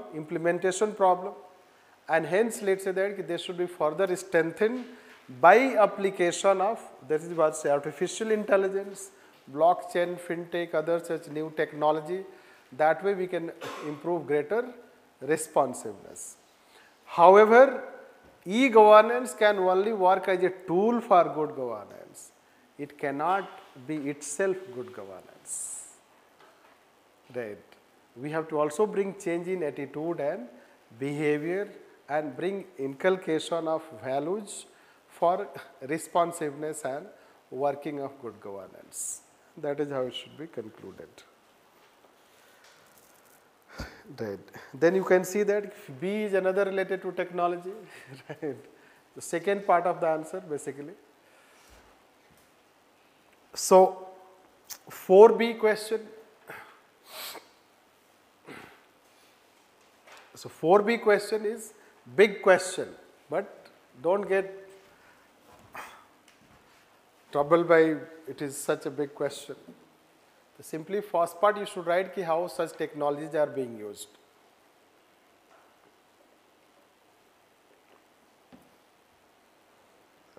First part.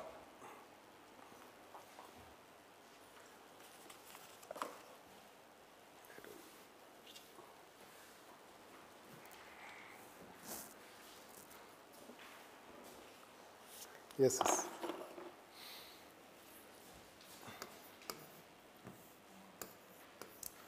First part, so you should write technology. Right. How technology is being used.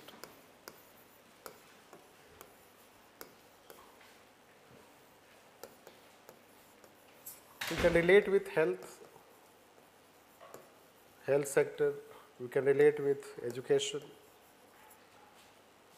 Recent developments also you can write.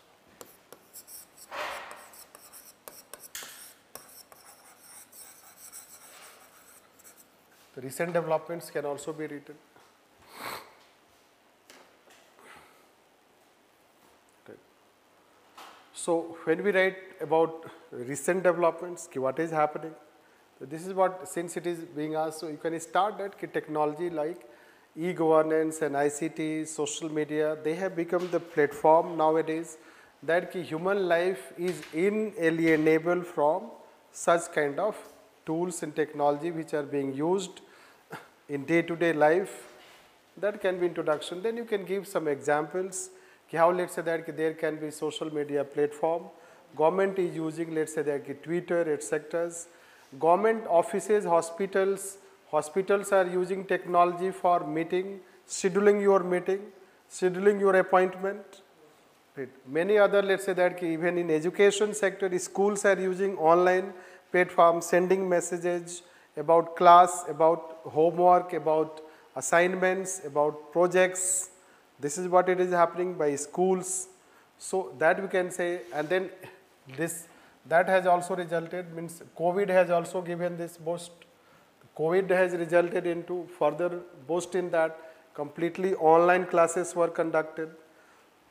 So that you know about these all developments. Then you can write also they have the advantages. Right. Advantages, since they are taking advantages, disadvantages, a bit of advantages you can write. Like it brings convenience, it brings, let's say that greater level of level playing field, equality, let's say that.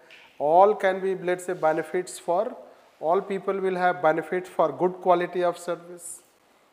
It minimizes time and cost of delivery. It enhances quality of service, efficiency. So some positive things you write. But then you have to write on the vulnerable sections. So this recent developments and then how it is, especially in case of vulnerable section. So for vulnerable section, it is, let's say, digital divide. The first major aspect is digital divide. This second is that they are not day-to-day used to that. Right. One is digital divide, but another is that they are not day-to-day used to this. So when they are not day-to-day used to this, so they do not feel very, comfortable with such kind of means for service delivery. Then their own level of infrastructure or their own, let's say, that level of availability of, let's say, phone, internet, smartphone in their family. So then they suffer from that, because it has happened that in a family there is one phone, but there are two children. So then how they can continue their study? That problem. So somehow it results that when we promote online platform, it results into what we were talking in first, second questions, that largely it will result into service delivery to a class of citizens. And those who are again vulnerable and needy, there it may not reach. Many a time there is a networking problem. There may not be network in that area. Right. Largely in countryside, people use their phone network. There is no wired network, still optical fiber network. So quality of speed and seamless service. This, yes. So that is what we will find that these kind of challenges they face. Means vulnerable people have greater challenges how to cope up with this, let's say, digitalization or greater level of digitalization. And therefore, let's say the way we try to bridge the gap between have and have nots through different policy interventions, therefore there should also be technological policy intervention, like through Digital India and its emphasis on its implementation effectiveness. because Digital India implementation has still not happened effectively. Like if you give example, information, let's say Common Services Center. India has 2.2, let's say 2.5 lakh panchayats. It means that you are supposed to open 2.5 lakh Common Services Center. As of now, we have been able to establish 1.4 lakh Common Services Centers. So when we are able to establish 1.4 lakh Common Services Center, then again the question is, are they operational?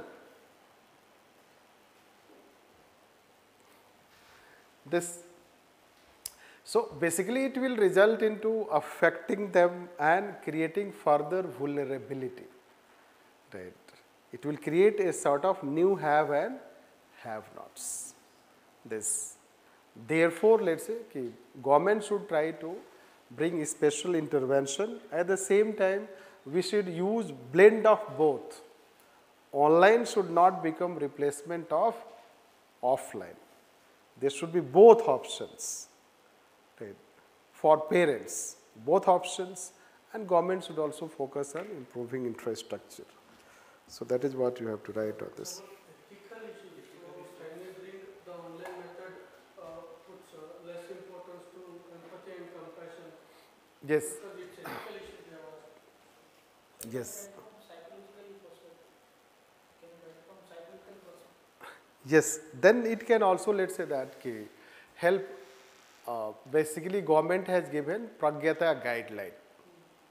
Okay. The Pragyata guideline is about addressing social and emotional problems. This you should know that. So yes, ethical issues, it results because there will be less attention also. In physical space, there is a more attention, individualized attention to a child. But when you have, let's say that online platform, there may not be that empathy and that kind of support given to this. Breaching of data privacy also. Yes, there will be breaching of data privacy, but that is not related to vulnerable section. Like women and their curricular activities or like their. No, yes, the extracurricular activities can be, that will be affected. Physical activity, moral and psychological effects on children. There can be psychological, let's say social psychological effects on children. Right. Physical space like school, the school is generally considered as a space for socialization. Children go to school more for socialization, less for study. Right. But then this online platform will make them more for study. So that will happen. At the same time, weak children may not benefit. So when weak children may not benefit, so then they will grow weak. Right. They will grow weak as a human. The human capability will suffer. The capability approach you can link with a merge cell. Right. So these issues can be written while writing. Right. But ethical issue is all about inclusivity or survival. Yes. For the last man. Vulnerable sections, that also any policy should be like for the last man. Yes, so that can be, that is how I told human capability towards end we can link.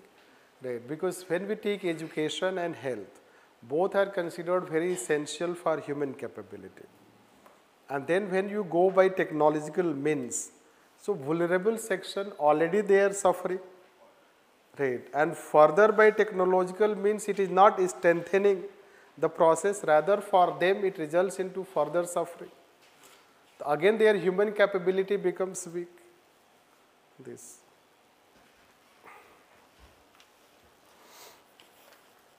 Then fifth A question, expected question from ethics in international relations. Right?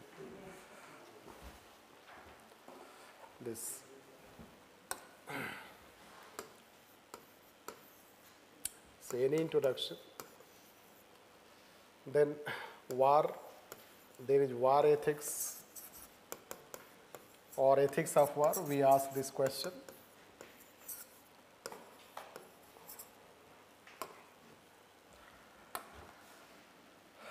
Then you have to write when question is saying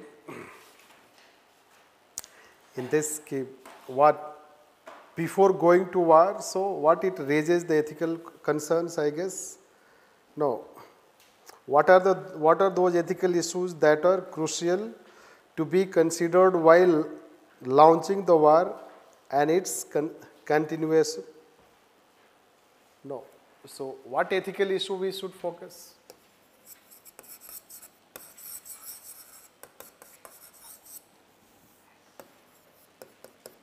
So basically, you have to write what ethical issue. Then you have to write about this Ukraine,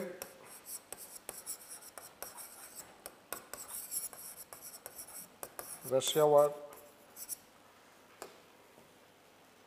Ukraine-Russia war, and focus means ethical issues.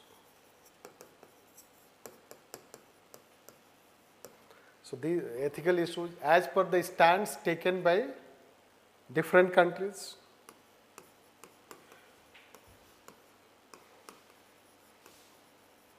The stands taken by different countries. This Prisoners of war. no, prisoners of war is not. And then justification of ethical issue involved in the given case. This is what question is asking. Illustrate with justification the ethical issues involved in the given case so far. What are those involved? Then we will relate with ethics in international relations. Some philosophical aspect will come, and this philosophical aspect should be linked. Basically, there are two types of philosophy. One is called moral idealism, and this is called moral realism. This the moral idealism, moral realism. Moral realism is led by this is how Machiavelli, Kautilya, Hobbes, and it is led by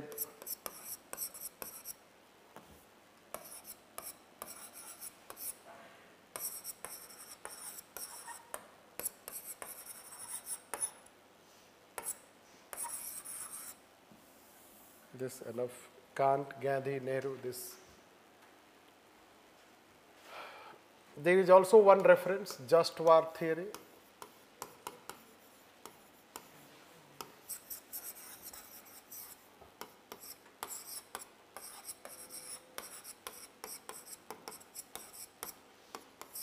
So Augustine he has given, Saint Augustine, he gave the just war theory.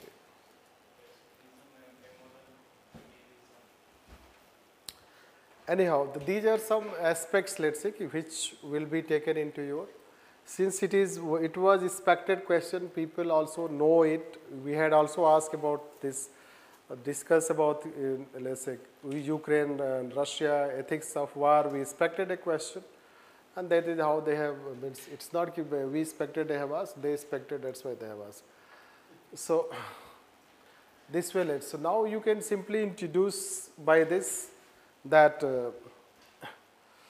even in war there should be ethics. That's why there is concept of ethics of war. Right. Even in war there should be ethics, and that's why there is concept of war, and even there is a concept of just war given by Saint Augustine. That is the beginning.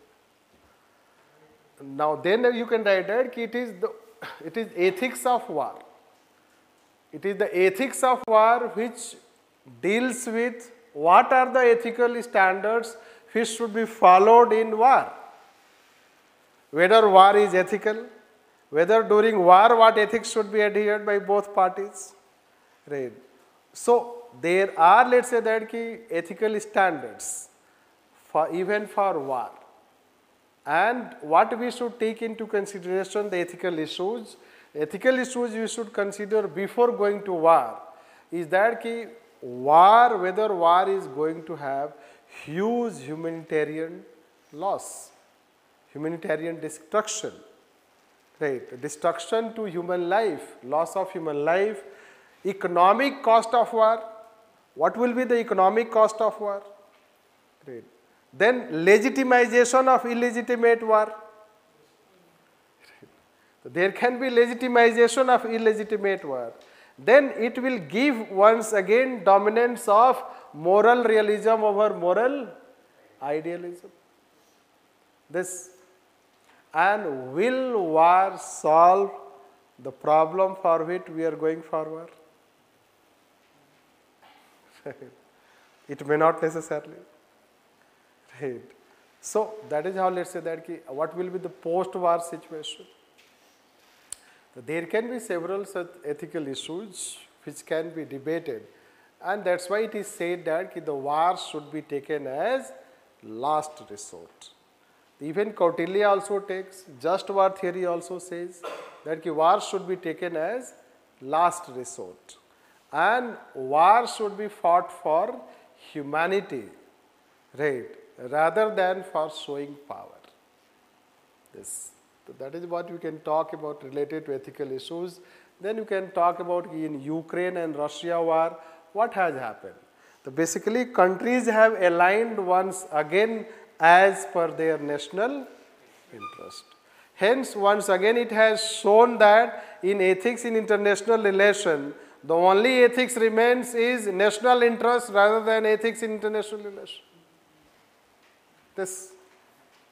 So this war has again weakened the resolve for strengthening the foundation of this moral idealism, that the modern times went for establishing United Nations, other institutions as a normative foundation for building peace and harmony.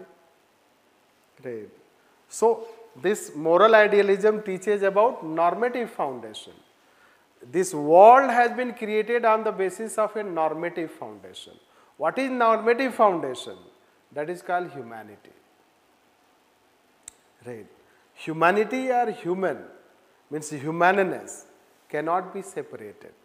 World can be divided into different territories, but humanity is one. This you can say. The territorial division happened for sovereignty and better governance, realization of people aspiration. That is how it has happened. But then it has become end in itself. Right. And that's what the different countries, you can take some name, like even India has also sided with Russia. Why? It serves national interest. It does not serve ethical interest. It serves national interest. Because our defense sector, let's say that largely dependent on Russian hardwares. Right. So that is what we can tell.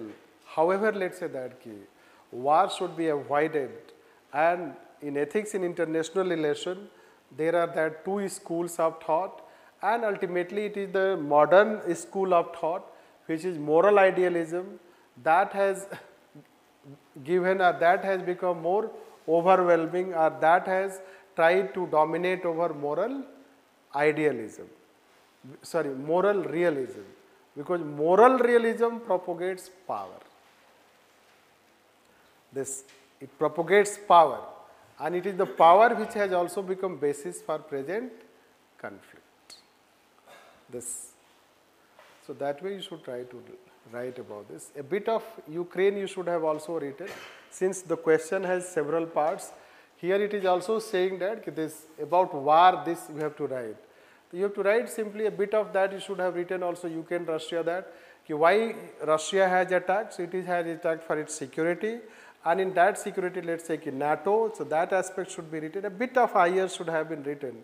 Why the war is started, and in that again you should blame, let's say that not Russia, right? Not Ukraine also, but rather it is NATO, the Western society. It is the Western society which is to be blamed. Why there should be NATO expansion? You have promised that NATO would not expand. Then you break your promise. So that is how, let's say that moral responsibility. The West has the moral responsibility for this war. Right? A bit of that should also have been written. Then 5B question. So already they say no, not a difficult thing. Yes. Illustrate with justification the ethical issues. Is it about the reasons of the war? It is saying illustrate with justification the ethical issues involved. No. You don't have to justify the war. Rather, you have to justify the ethical issue you are talking. The ethical issue that we are talking, humanitarian loss, then power dominance, moral idealism, moral realism. So basically, this will not result into finding a solution. Right? War, if it is not just, it is not going to bring a solution. That justification you have to give. The justification is that already you know that lots of loss has happened. You know that how it has resulted into loss on both sides. Killing of civilians, destroying the infrastructure. Ukraine, and now it will take, let's say, 2-3 decades for the Ukraine to further grow and come out of this. So already let's say that loss it has happened, so that aspect. Hence, and it is not going to give a solution. Right? You cannot stop, Russia cannot stop Ukraine not to be a member. Right? A country is free to decide what it wants to be. Even if war ends and some of the territories occupied by Russia, still Ukraine will like to become member of NATO. So situation remains.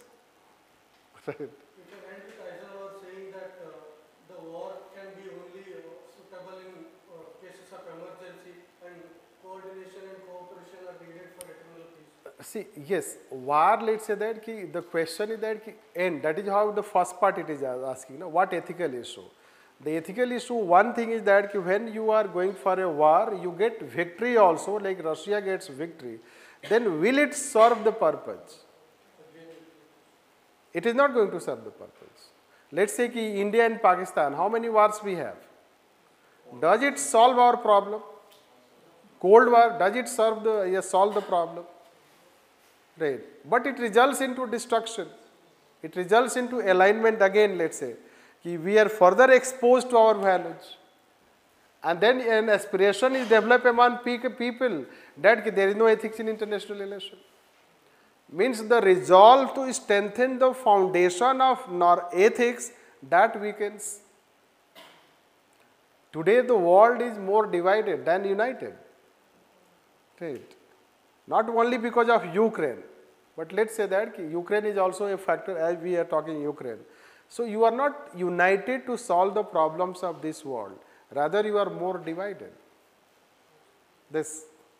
So that results into more questions rather than giving a solution. This is what we should write on this. Can you give real pictures what happened there? Yes. Can you give real pictures of Ukraine what happened there? This question is asking, if you read the question, aware of war has its own impact, and then including the human tragedy, what are those ethical issues considered launch of war? This be considered while launching the war and its consideration so far. Right. Its consideration so far. So somehow it is demanding to write some of the aspects of the war or situation related to Ukraine and Russia, not in details. So in fact, the war is negatively impacting Russian economy also, sanctions. Yes, it is not only Russian economy, it is entire world economy also. World economy, then Ukraine, plus on the one side, humanity, let's say society has advanced today, right? So when society has advanced today, you have lots of, let's say that things, but still you go for a conventional type of war, which is, we were saying that when civilization, after all, what is called advancement? Right. If you think that we are advanced or we are better than past generation, but you are doing the work of past generation or before that. Right. It is just a crass, let's say, war you can find that. Just you shamelessly, you attack. Since there is no one to stop you. Since there is no one to stop you, you simply attack. So this happens, and that is how, let's say that it does not say the right thing, rather it results into lots of, means basically it will give rise to national interest becomes more important, which is not true. We start saying that national interest is more important, but you should know Mahatma Gandhi says that world interest should be aligned with national interest. Your national interest can be aligned with global interest. Both cannot be separate. This. So we will also suffer, any other society will also suffer. Hence, it will not bring any change. So why to go for war? Right. This. And that is how we can talk on this. Anyway, when we talk about 5th B question, so see, constitutional morality already they have asked. Right. Once, I will skip it, you should know from model answer. Constitutional morality is the morality of the people, those who have framed the constitution. Any constitution reflects morality of the people, those who frame constitution. Like our constitution reflects the morality of the constituent assembly members, and those constituent assembly members imbibed in them those rational values. That's why they incorporated a liberal socialist perspective in constitution.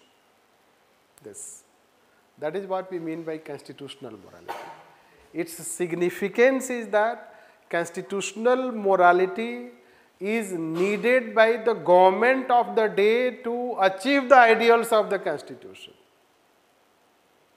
If government of the day lacks the constitutional morality of the framers of the constitution, so then government would not implement ideals of the constitution in letter and spirit. And that will affect constitutionalism. That is what details you don't have to write. So this is what 30 words, how many things you write. Conflict of interest, 2 times they have asked, so you know, conflict of interest, personal interest and professional interest, when they conflict, that is called conflict of interest. Probity in public life, so again, it is uprightness, rectitude in behavior, integrity. Integrity, honesty, uprightness and rectitude in behavior is considered as probity. Probity is an active pursuit of life that civil servants or public servants should remain more vigilant, more disciplined and more active. So it is a self-imposed discipline in life for those who hold responsible position, especially public servants, like say judges, or let's say CAG or CVC, so they should have greater probity in public life. So that we can consider. Then challenges of digitalization, already we are talking the same thing. And devotion to duty. So devotion to duty is a kind of dedication, let's say that, dedication coming from within about one's duty. And that is in a way, let's say, shows commitment. The commitment, loyalty is public service spirit. So the civil servants, those who show public service spirit, those who show, let's say, commitment, so they have greater devotion and dedication. That's why we can find that if for them the 2 hours may not be important. For them the working hours may not be important. Devotion to duty means they can go even beyond their duty. This you can say. That is how it is about. Anyhow, whistleblowers. Writing it in 30 words is a big challenge. बहुत challenge है. कोई नहीं लिखेगा. People will write in 50 words, not in 30 words. Right. This. Because for that, first if we have to write only exactly definition, it is less than 30 words. And if you start generic writing, it will not be completed in 30 words. Right. This. So generally people will write 30 to 50 words. This is how I can say. Yes, it is acceptable. Right. So this is how 30 words each they are saying. It means that it is mandatory. That breaching, it is not something you breach, so there is negative marking. No way. Then 6A question.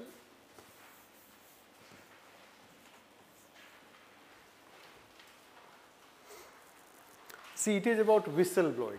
So another question related to polity type, you should know that. A polity type question you should know.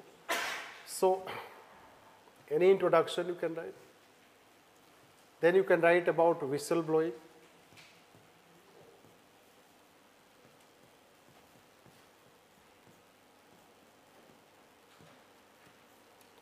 Write about whistle blowing. This. Give some examples. Some examples you can write. Then write how to protect.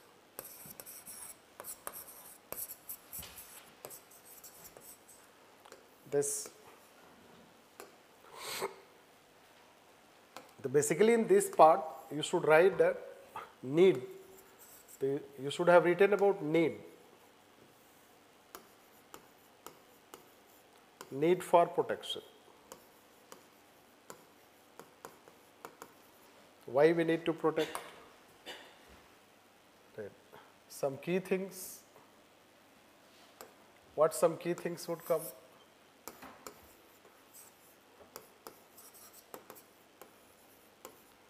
So, some key things can be related to this. We had name of Satyendra Dubey. Right. That name Manjunath M. Sumangam.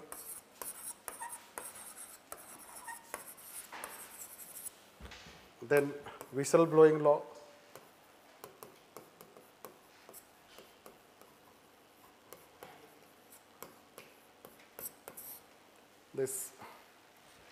These are some facts, let's say, when we are writing.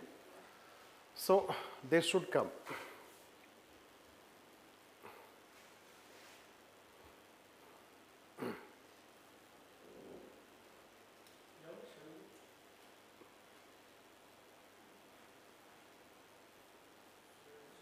Yes, yes. M. Sumangam, Manjunath. Sumangam Manjunath. Now it is a rare question. First, it is the second time a question has been asked on whistleblowing.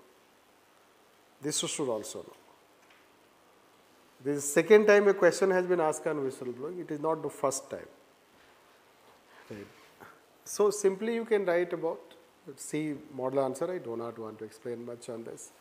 Whistleblowing is needed for tackling corruption. People should speak up against corruption. This. And that's why even government also encourages to speak against corruption. Like India has also one whistleblowing law 2014. That can be the introduction.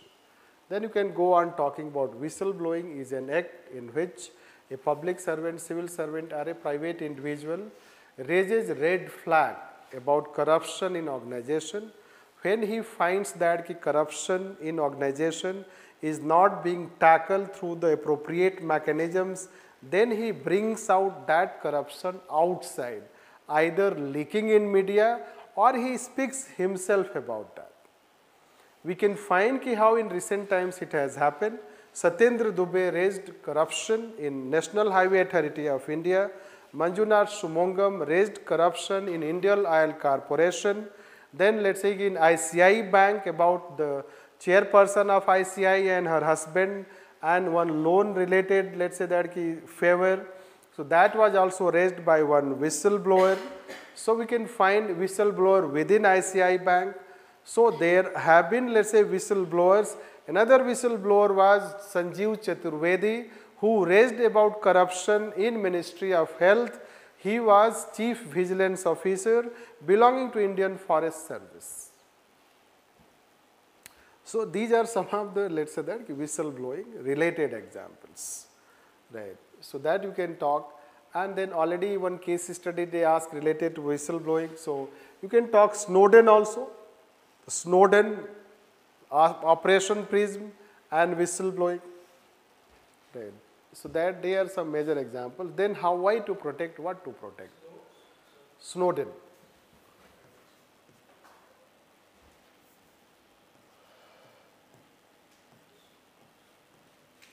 I guess it is like this. Snowden recently he sought asylum in Russia. Right. Case study has been asked on him. Right. This is so that way you should let's say consider its importance. Anyhow, so then you should write about this example. Then you should write why there should be protection. Protection is needed basically ki first that ki we know ki how honest civil servants are persecuted, harassed, are those people who speak against corruption, they are persecuted and harassed. This happens. Similarly, you should know that ki people like you find that they need security, they need guarantee, they need, let's say, courage to speak, and courage should come through protection. As of now, we do not have any protection. So you know what has happened? Satyendra Dubey was murdered, Sumugam Manjunath was murdered. Both were murdered. He is from IIM Ahmedabad, he is from IIT Delhi. BTech from IIT Delhi. So they were murdered. In fact, whistleblowing law trigger was this Satyendra Dubey. When we started, we should have a whistleblowing law after murder of Satyendra Dubey, right, in 2000 around. Right. Yes, he was engineer in India, National Highway Authority of India. That is what we have to write. So what protection we can give? So protection can be given when we talk about the whistleblowers. Protection can be given, let's say, first protection will be confidentiality. Confidentiality of the information a whistleblower shares to higher authority. It should be kept confidential. Right. Then second is called legal protection he should enjoy. Right. Legal protection. So that confidentiality should not be only promised, there should be a legal framework for that. Yes, it is legally guaranteed. What legal protection? If anyone discloses identity, so there would be legal action against that person. This is called legal protection. Right. Then the government should give also guarantee. If corruption is exposed, there is a logical conclusion. There is also punishment. No, after exposure, you expose corruption and no punishment. This is what, let's say we have the system. So corruption people know, but they do not want to speak. Why? They know nothing will happen. So you have to have a system which can guarantee also that if you expose corruption, then it will result into, then personal cost. The personal cost is minimized, especially related to job security, related to family etc. This will find. And then reward and incentives. There should be reward and incentives. We say that Sarbanes-Oxley Act in US,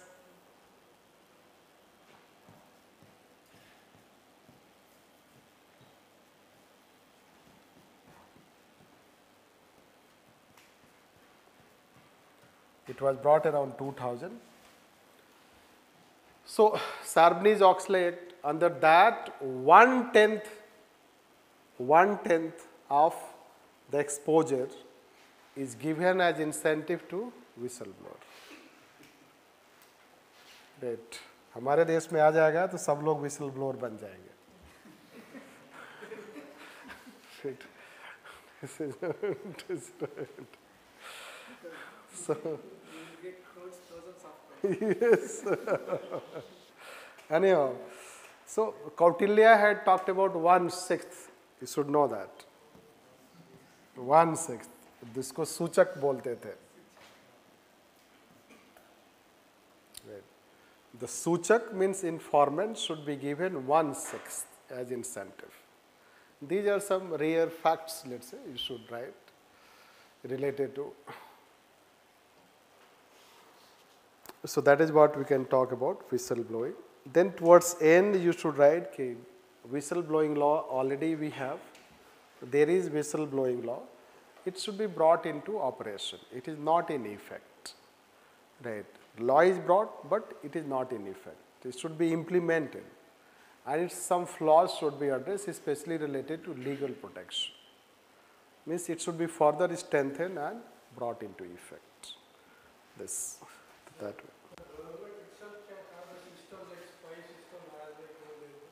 See, government, that's why we say that here it is not the point, but we say somewhere that government should throw it itself to people that if we are corrupt, you punish.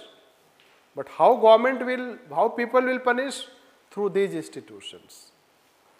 Be it whistleblowing law, Lokpal, Lokayukta, CVC, CBI, these are the institutions, CAG, to punish the government. Then government becomes truthful. That is how the philosophy of governance. Right. That is called truth as essence of governance. Government should itself throw to people. If we are corrupt, you punish us. Because ultimately you have promised to the people. Right. There will be zero tolerance against corruption. Right. Anyhow, let's take last one. Simple question.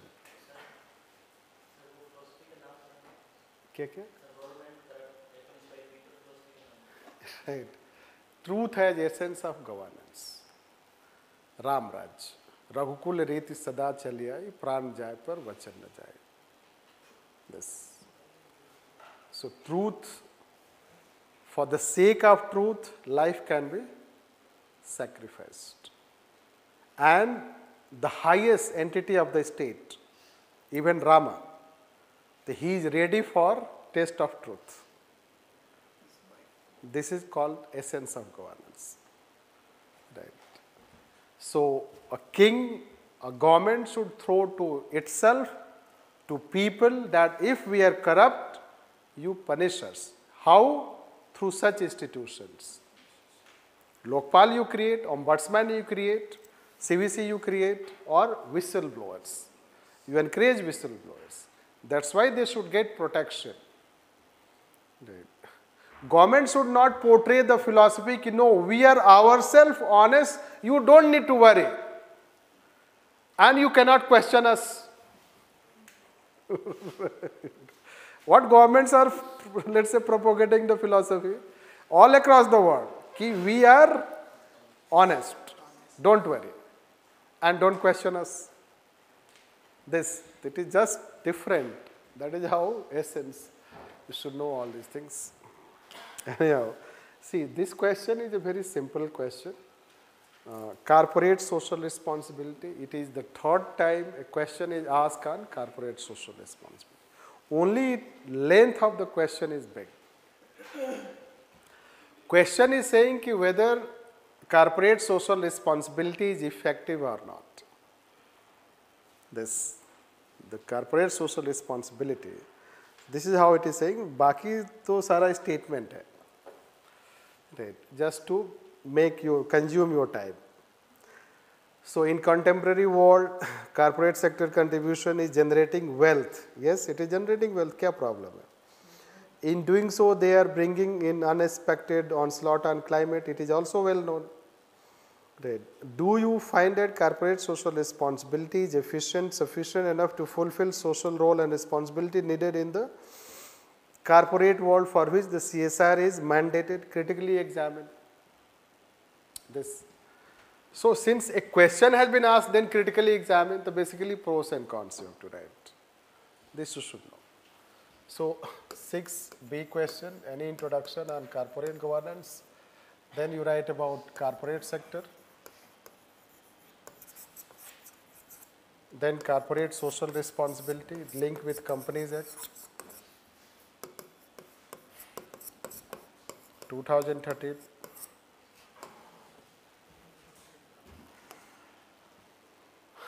Then whether it is benefiting,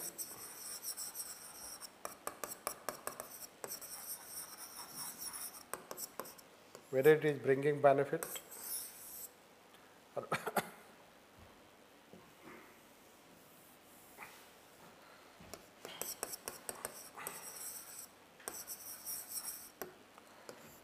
Right.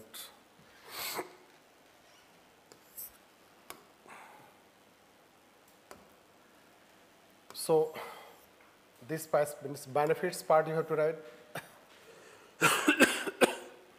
Then since critically examined,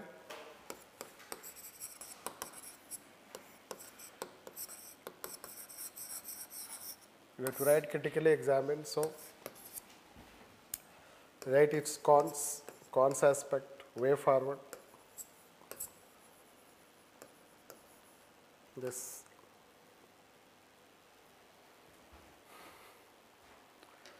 Now, what can be written on the way forward side when we see?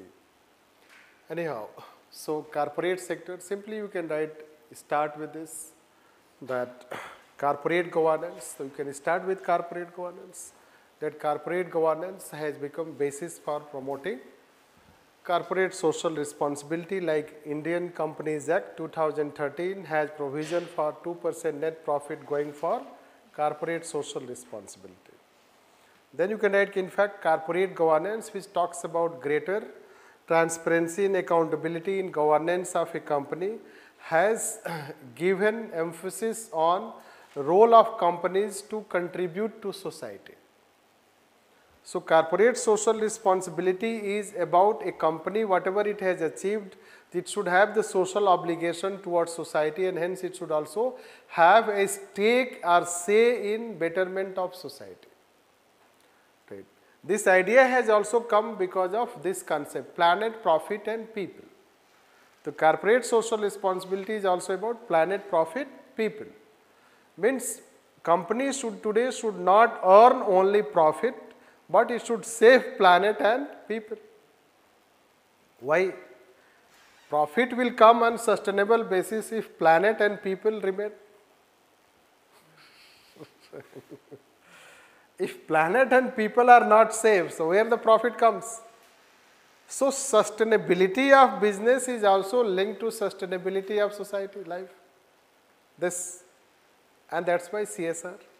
Then let's say the corporate sector, it has gone in a very big way in terms of corporate philanthropy. You can say Bill and Melinda Gates Foundation, Azim Premji Foundation, Infosys, Lal Carnegie, Tata's, contributing to society. PSUs, many PSUs contribute to this. So some of the examples you can give, this is how they contribute. In fact, these Tatas give 60% of their profit to corporate social responsibility. 60%. Right. So that is the positive side. Then, is it working? Is it working? That you have to do.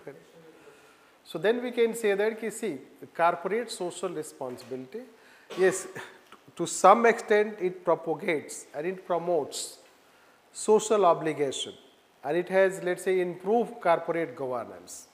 We can find how corporate sector has been participating in the process of saving environment, saving planet, green, let's say that planet, adopting sustainable practice within its organizational practices.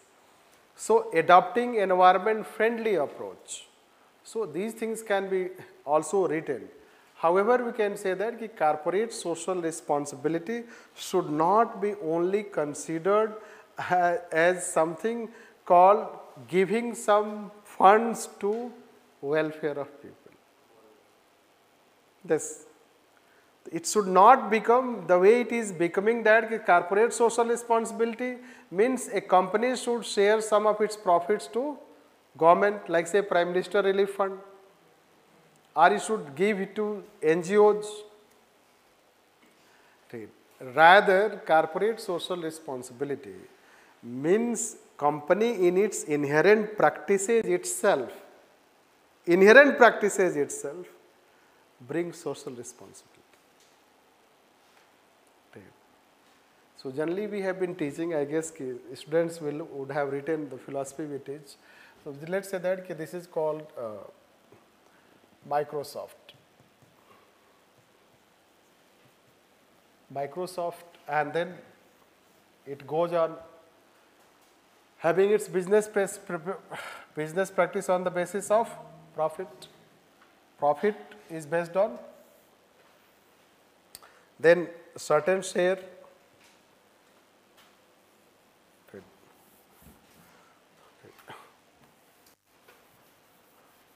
Right. Then CSR, it brings certain share, gives to government. Government helps poor people.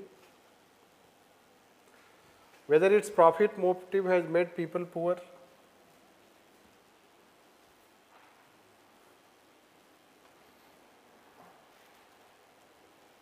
क्यों नहीं हो सकता ऐसा? Environment को loss किसने पहुंचाया? अभी तो केस स्टडी जाएगा इसी के ऊपर.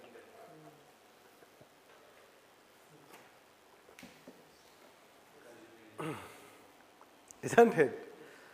सिर्फ एनवायरमेंट ही क्यों, बहुत सारे प्रोडक्ट्स आप जो कंज्यूम कर रहे हो सब उसका साइड इफेक्ट्स देखो. They do not fulfil there promises of Food Standard Authority of India. Right. And they earn profit, और उस profits shared in Prime Minister Relief Fund, और किसी ने कंज्यूम किया होगा, कैंसर हो गया होगा और गवर्नमेंट हेल्प कर रही है उसको. यही तो हुआ in sarcastically very simple way. All people, those who are living on the fringes of the city, and then water and contaminated water, who has contaminated that water? Industrial effluents. And in that industrial effluent, industry may be earning profit and contributing to CSR. Right. So CSR should be like Tata's inherent practice. It should be inherent rather than merely giving 2% of the profit or certain funds. Tatas do not give certain funds. They have inherent practice. What is inherent practice? TIS. The Tata Institute of Social Science. And it is doing social service. TIS exposed Bihar shelter, social audit. This you should know that. Can a business entity work like this? So it is counterpart of IIT in social sector. And it's a service you cannot account. Right.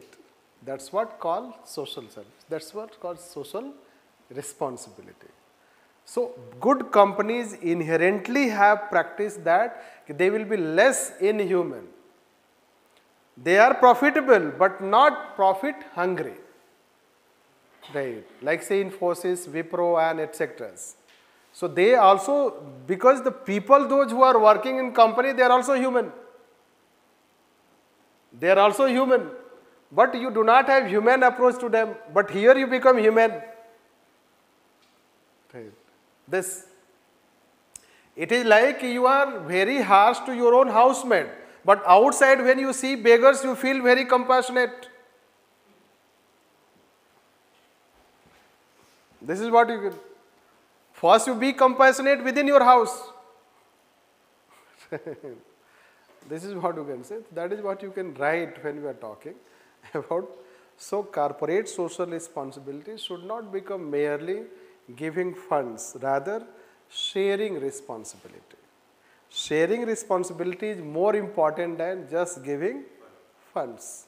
And companies should inherently incorporate human practices, right, in their business, and the motive should not be simply to earn profit.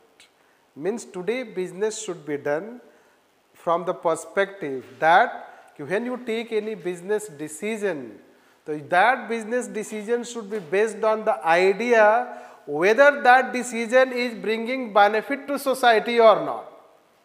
Not only thinking whether it brings only benefit to your business. And if your decision is bringing benefit to business but not benefit to society, that should not be the decision. And that should be the basis for corporate social responsibility. That is how we should write it. Can you mention about the diversification of the fund here? Basically CSR only. Yes, that you can also mention. I just mentioned broader picture. Macro picture, what exactly we are supposed to write. Right, micro things you can add. Okay, there should be greater diversification. It should not be only focused on one and two sector, education and health, etc. It should not go also to Prime Minister Relief Fund. It will become paper second type of answer more. So we should give more, let's say, industries should file partnership with civil society organizations. It should also go to hinterland, let's say, less means backward areas, etc. So then it will become more second paper type. So you should ignore this. Focus on the macro aspect. Right. Yes, it should bring real change in the lives of the people. We have given case studies also in past, let's say, one Rajasthan based, what was that?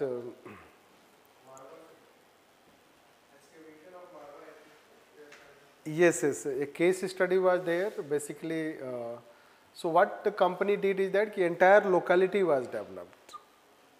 It did not only, let's say, that ki address child labor problem, but rather entire locality area is developed. Right, quarrying and let's say that ki yes, that kind of company it was. A case study we had asked in past. So there can be several such examples which can be written. Right. Then now we'll go to, just I want to show one thing, how to, I wrote some of the things myself. Right. See, while reading case study, you can also write on your paper while analyzing these things. Right. That is what speed, let's say, you read is and write what exactly it is dealing with. The first thing is related to, let's say, it is performance. All these things are linked to performance. Then next part is related to family problem. और 3 case study में यही है, ठीक है. Integrity, performance, family problem. That way you can understand fatafat, means you can understand very fast. No need to waste time. So it is about family pressure. And then it is seeking favor.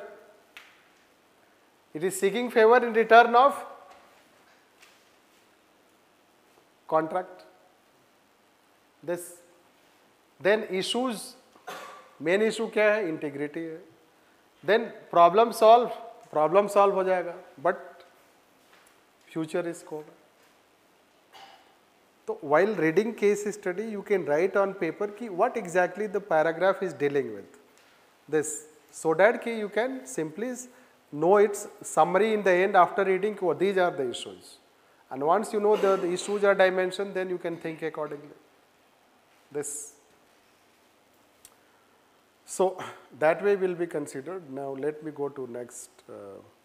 Same thing can be done for other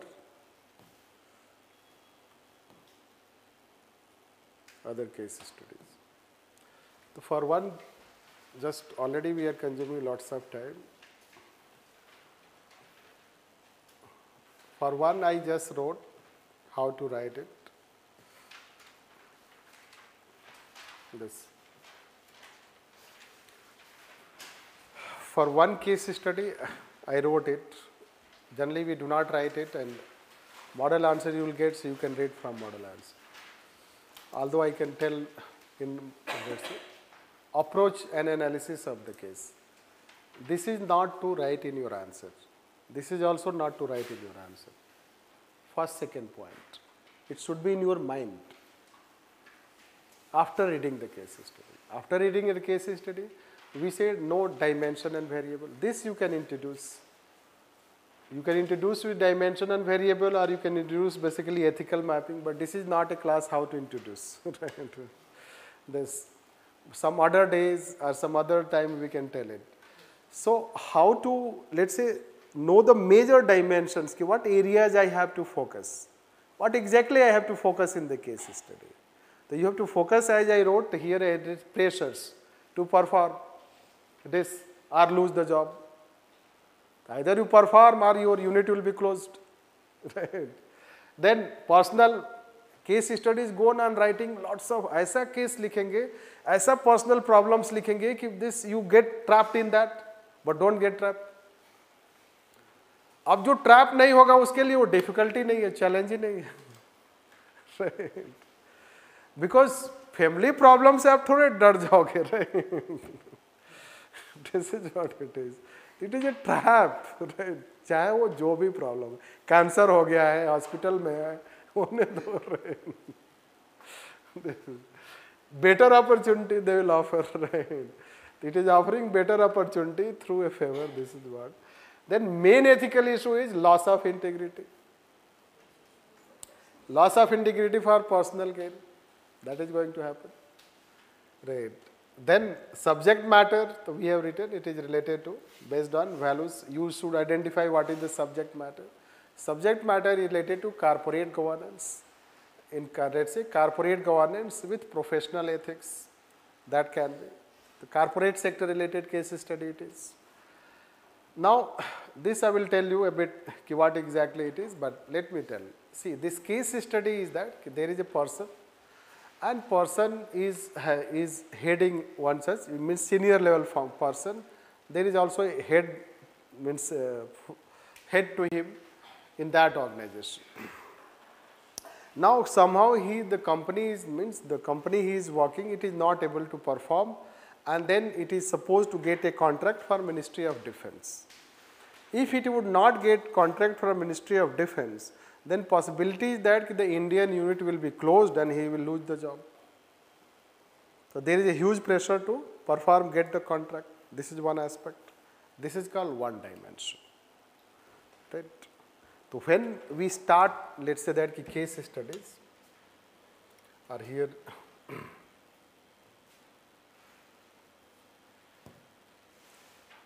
So if we start here, so we can start with like this also, dimensions. Right. This can be introduction. This, and you can write the dimensions. Don't write more than 4 or 5 dimensions. Means 4 or 5 major components of the case study. So one is that you have to perform. Right. Second is family problem. This. So family problem. Then you have to get contract for this integrity. There is offer. Right. How fast you will know this, that will minimize your time.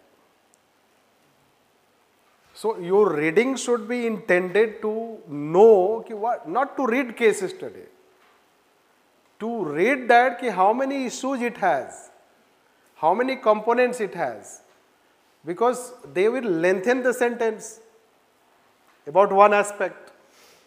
So that is how you can move fast and know and focus on those 4 or 5 issues, and that can work as introduction. तो ये analysis भी हो गया and introduction भी हो जाएगा, and it gives upfront better picture because it links with the case study. So that way this is what we can consider, that is how you should have linked it. Now let's say that कि he has family pressures, blah blah things उन्होंने लिखा है, mother भी बीमार है, isn't it?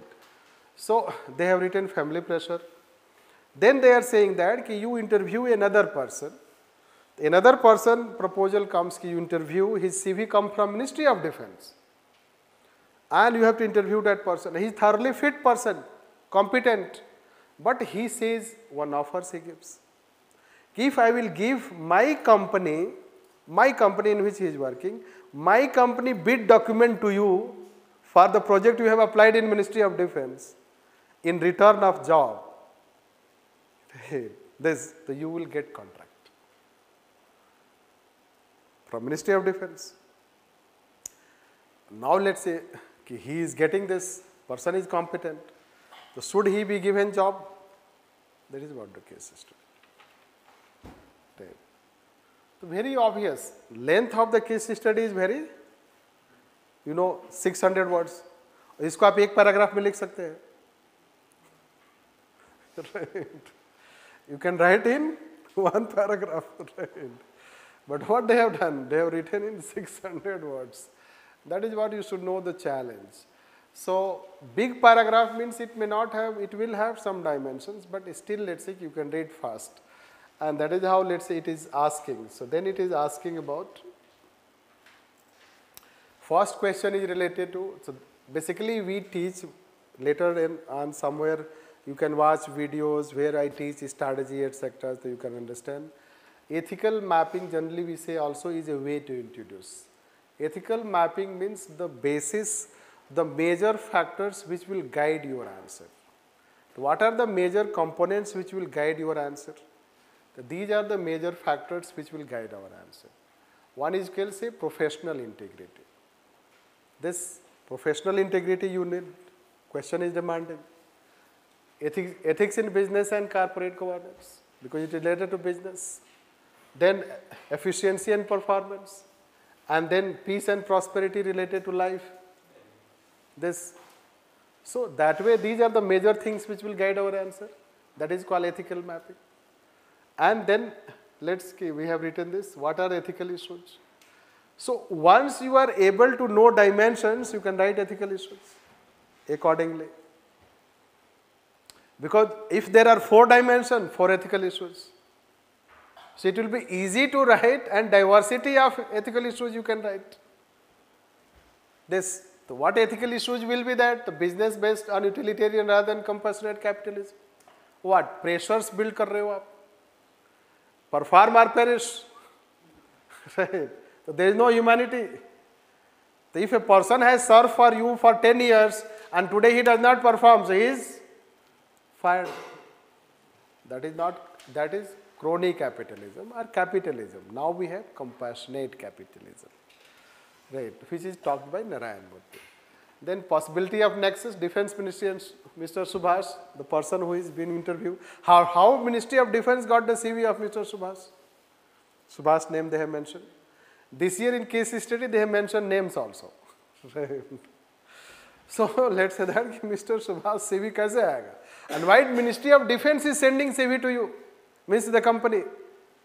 So certainly there can be possibility of nexus or favor. This. So this, then seeking job on the basis of favor not merit. The person is getting job, Subhas is trying to seek job not on the basis of what merit he has, rather he is trying to get favor. So this, and a lack of professional integrity and corporate good governance on his side. Because company document you cannot share. If you are sharing the company document in the name of job, that is loss of integrity. These are ethical issues. What are the options? So then since last year they have started asking option type. This year also they have asked almost all 6 case study in terms of right options. अब आपको बेवकूफ़ बनाने के लिए इन्होंने उसी चीज़ को 4 point पे लिख दिया है A, B, C, D. आप डर गए, क्वेश्चन पढ़ने से पहले डर गए 5 ऑप्शंस है. वो 5 ऑप्शंस नहीं है, वो 2 ही ऑप्शन है. पहले कैसे लिखते थे? What are the options available? Discuss the evaluate the options, select the best option, give reasons. एक ही पॉइंट में सब हो गया. Now this time they have written 4 points. This, so that is how you'll find.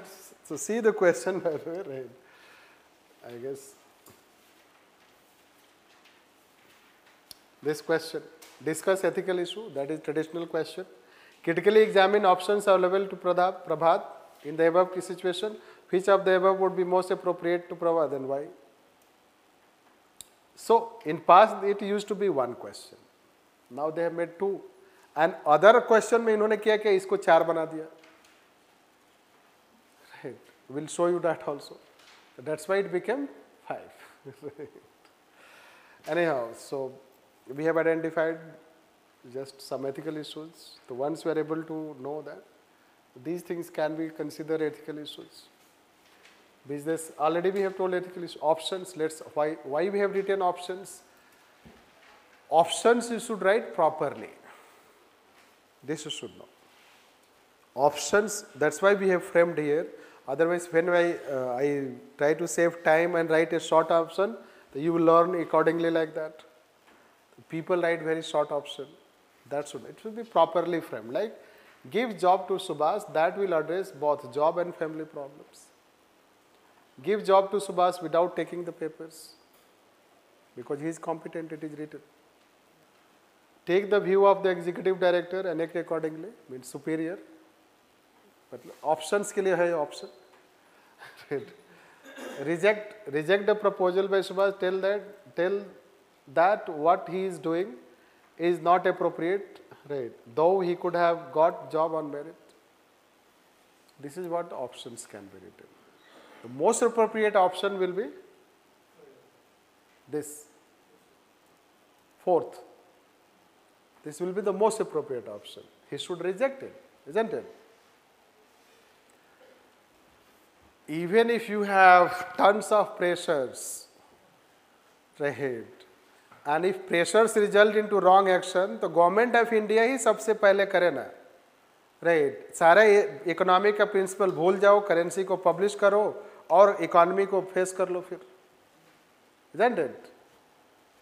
Government of India is also facing economic crisis. अगर हमारे family में crisis है, government of India is also facing economic crisis. Why should follow canons of economic principle? Right? Why should follow? If pressures bring you justification for any action, so then where is, let's say, ethics? This is simple logic. If you understand, all answers you can do very comfortably. You will not be affected by this pressure, that pressure. Then you have to give some current example. Let's say some examples you have to give to justify it. So I may have written some of the things. I have tried to write that. This professional integrity, ethics in business, this. Then I have given example. I have given a very recent example. Wipro has fired one of the top leader of 20 leaders. It has fired one of its top 20 leaders on the grounds of integrity. In 10 minutes. When they came to know about the top functionary unethical behavior, they took it 10 minutes to fire him. Take a decision. Means what? Ethics, integrity cannot be compromised. Since it is a case study based on, so you have to write specific things related to case study. What is first aspect? So Ministry of Defence sending a CV to the company. It seems there is a favor. Right. There is favor. Means whether Ministry of Defence is trying to give the contract in favor of giving employment to Subhas. This is one.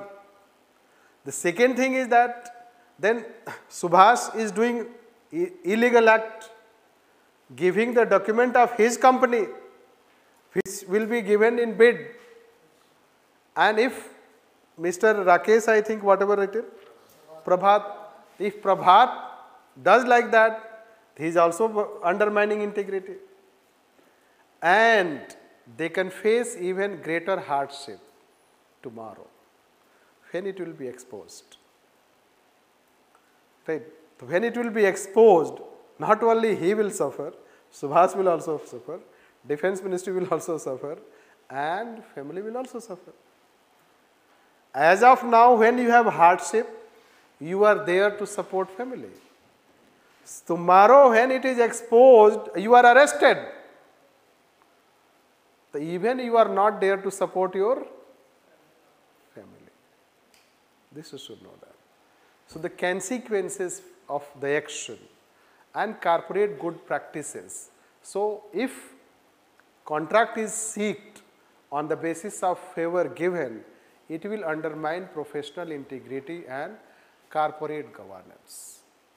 And hence, that's why he should not practice it. Business should not be end in itself.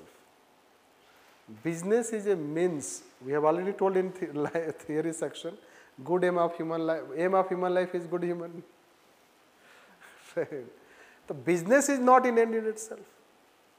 And family hardship can be minimized by limited wants. This you should know that. Limited wants and needs. Right. Happiness should be sought by minimizing needs, Socrates says, not by maximizing needs. Right. And that's why, let's say, even if there is family pressure and hardship, but that should not force a person to do unethical thing. Otherwise, every person in this society faces hardship, can justify unethical action. Right. And then we will end up making this society unethical rather than ethical. That is what you have to write. So that should be the structure, pattern. I discuss in detail. Other case study are similar. I will not go in that much detail. Already we have consumed lots of time. Same thing has happened in this case study. Let me tell by my paper.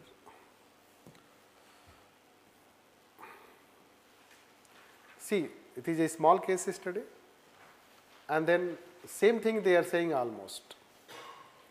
Family pressure, अब ये civil service से related है. Change in scenario, that was corporate related, it is civil service related.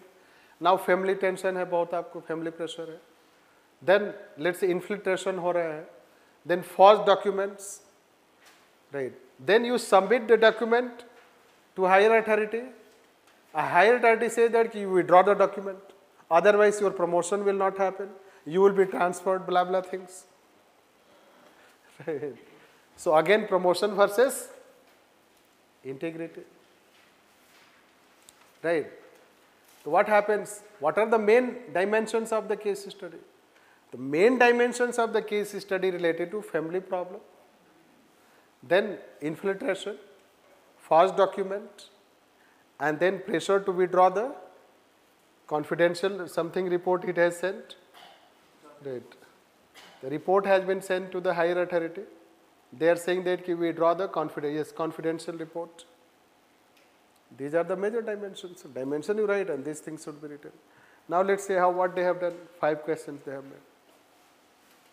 Right. In one question they said what are the options available. Right.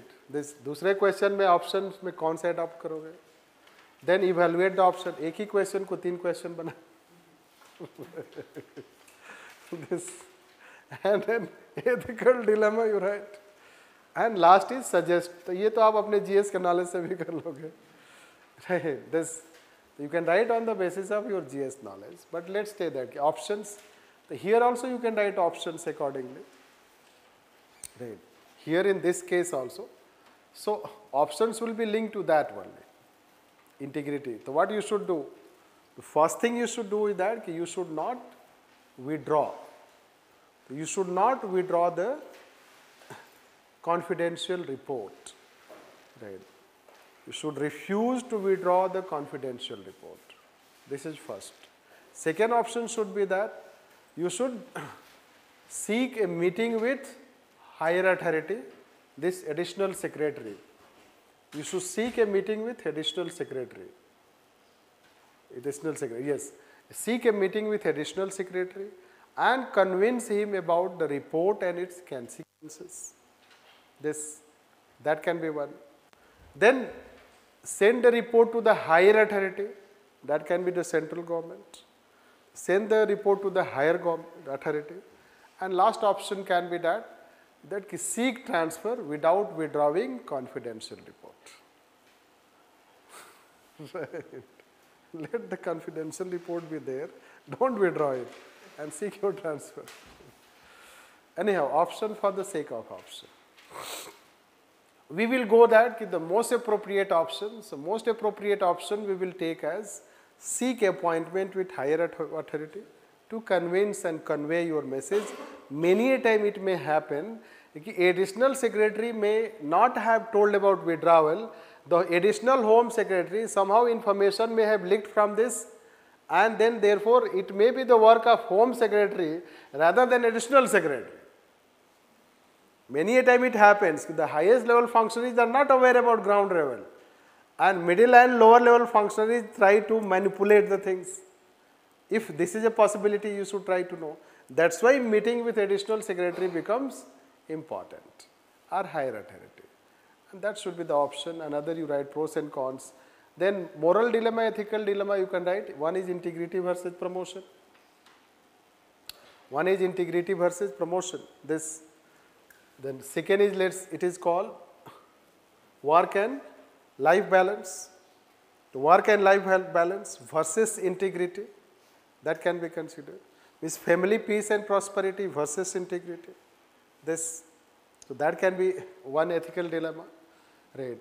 Then another ethical dilemma can be related with when we talk the superior order versus integrity. This because superior is telling that we draw it, so that can be taken. So this way, let's say that you can write about ethical dilemma which the question is talking. Then if you, let's say that suggestion, what should be the suggestion to combat it? So suggestion to combat related to this ground realities, you know that. But your answer should focus more on why we are still a country where our documents are forged.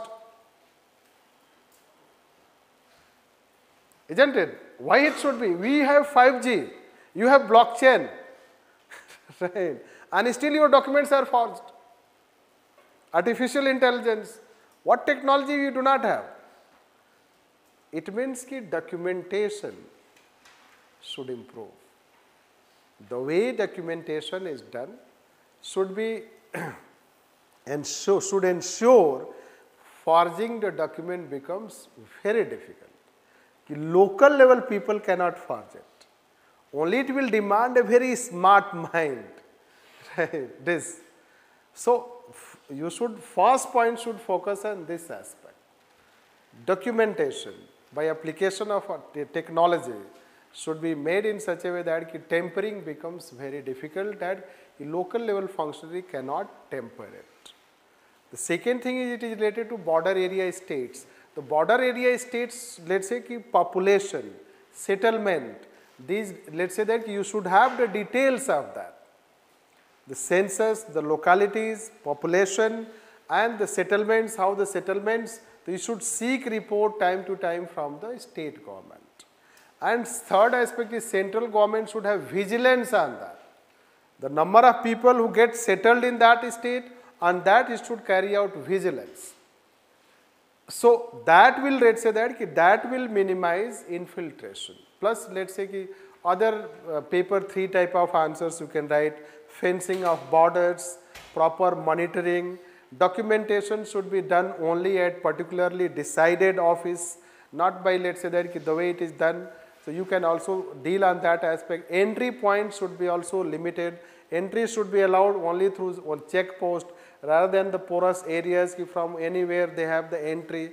So that way some other, let's say that paper 3 type of points you can write, that can be the answer.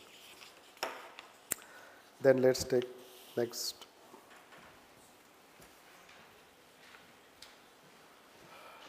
This question is expected question. Already we have also asked, you should know that. Haryana DSP was killed. Already in Madhya Pradesh one IPS officer was killed. So UPSC ने दोनों को साझा करके question पूछ लिया. They thought कि enough, let's ask question, isn't it? After Haryana, we also made a case study on that. Right. So they have asked a case study. Now case study is saying that कि you are active IPS officer SP and you are killed in that because you are chasing in Niyamgiri Hill. That was Madhya Pradesh. They have mentioned Niyamgiri. So you are killed. Then a media, means a journalist, prepare a report, investigate, prepare a report, and after preparing a report, he wants to have program on his TV channel. When he wants to have a program on TV channel, so the owner of the TV channel says that, this program cannot be run. Right. Then he says that the person who is involved in the murder is MLA. MLA has indirectly 20% share in his media channel, TV channel. The different dimensions, what are different dimensions? That is how you should know. So different dimensions we have tried to write it. It is nexus related, it is media cross-holding related, cross-holding in media, that is one, journalistic freedom, independence, that aspect. Then it is the personal benefit, the TV channel is offering him, that the soft loan will be given plus increment in your salary. Always there's a allurement is given in the case study. Plus they will show some of the family problems, that will say that if you withdraw, and then instead not to go public, this is how you will find. So these are some dimensions, you can find that, the major dimensions of the case study. Then again it asks the same thing, what are the options available? Then critically evaluate the option, write the dilemma, then which option do you think is most appropriate? Right. And then what should be done? SP died, in that case what you should introduce? Emotional intelligence. Right. So these are the options that you have to write. So options when you are writing in this, the options related cases. So this option will be that what he should do? He should go with program. The program should be made public. Program should be run on TV channel. He should insist on that. This is first option. Second option, since he is working in TV channel, it is not government department, he can leak the report. Right. So report can be leaked. When he finds that the TV channel will not run it, leak the report. Third option is that instead of leaking the report, he can also send to the government vigilance department. That way. So that can be. Fourth is quit the channel. Quit the channel, that can be another option. To quit the channel but run the program elsewhere. Open YouTube channel, आजकल ये भी एक option है. Right. Isn't it? Many individual journalists they have quit and opened their YouTube channel, so that can be also. These are the options you can write. Most appropriate option is that to insist on running the program. Why? Try to understand that. You should be in case study very decisive, what stand you are taking. Because examiner reads your mind. Then are you very clear in saying no when there is corruption? Or you are just kowtowing and talking some soft here and there things? So that will test your level of thinking. So when there is anything wrong, you need to say no. Clearly. Then it will show your decisiveness. So when media channel, it is pressurizing, you should fight for media freedom. So other options are not you are fighting. That's why you have to say that no, program should be run. Right. Whether you fire me, but program should be run. That should be the stand. So that the channel gets the clear message also. Many a time when you become adamant, the other side gives in. This should also. So that also happens. That's why it should be the appropriate one. Then let's say dilemma would be the same the way we were talking dilemma here. Nahin. Personal life, balance plus versus integrity. Now media related to journalistic freedom, journalistic independence versus personal peace, prosperity. This you can, another point can be. So this dilemma. Third is how to, let's say how to solve the problem. Should we solve the problem by fighting, or we should try to, let's say that quit and let's say open independent channel? Means what should be the appropriate way to solve the problem? That can also give you dilemma. So that's why let's say moral dilemmas can be written when you are writing. Others, when you see exhaustive list from model answer, then options already we have told. In above scenario, let's say it is saying what type of training would you suggest for police officers posted this? So emotional intelligence training. Basically police officers posted in such area and such incidents happen. So see, they should not take the things emotionally. Right. Suppose someone is running away, tractor wala by taking illegal sand and others. So what chasing him would do? Chasing him would not bring anything, no, because he is not the person responsible for illegal mining. He is just merely a transporter. It is done by the people, those who will not come on the site. Right. The right to address means you should have, let's say, emotional balance. Basically, they should be trained for emotional balance, greater wisdom, and how to tackle such types of problems by focusing on root cause rather than just on, let's say, that ki supplier or transported. First. Second, such complex problems will demand, let's say, gradual efforts rather than, let's say, that ki activism. Activism can suppress but cannot solve the root cause of the problem. This is it. It demands greater planning. Same thing happened in Haryana. So you can give example. So training should be given of not only emotional intelligence but also how to tackle such type of sensitive problems where nexus corruption is involved, and there can be lots of, let's say, factors which will have to be tackled to solve that problem. This. So that is what training should be given, and that is how you should write when we are writing on this. So this way we can say towards end you write conclusion. Any conclusion in that you write that it is a serious problem. When you write conclusion, I have not told on any conclusion part. In case study, conclusion should be written, and in conclusion you should write about these things, how these problems have been procrastinating. In fact, the case study that we asked, we mention all those facts related, how many such illegal minings have been, how many journalists have been murdered, how many public servants have been murdered. We gave all those facts, and then we framed the question that how we should solve that. So basically such problems have been, let's say, we find time to time, and such problems demand a planned action by state. And this problem cannot be only tackled to focus on illegal mining.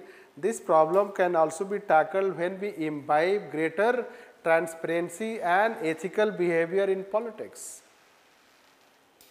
In politics, plus in media also there should be greater focus on transparency and accountability by minimizing cross-holding.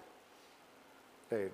Means कि nexus can be broken by greater transparency and accountability across different sectors, and that is how ARC second recommends. For that we need to bring ethics in governance. Means every sector should be subject to certain ethical standards, and then we can tackle such problems, and that should be the way forward when you write.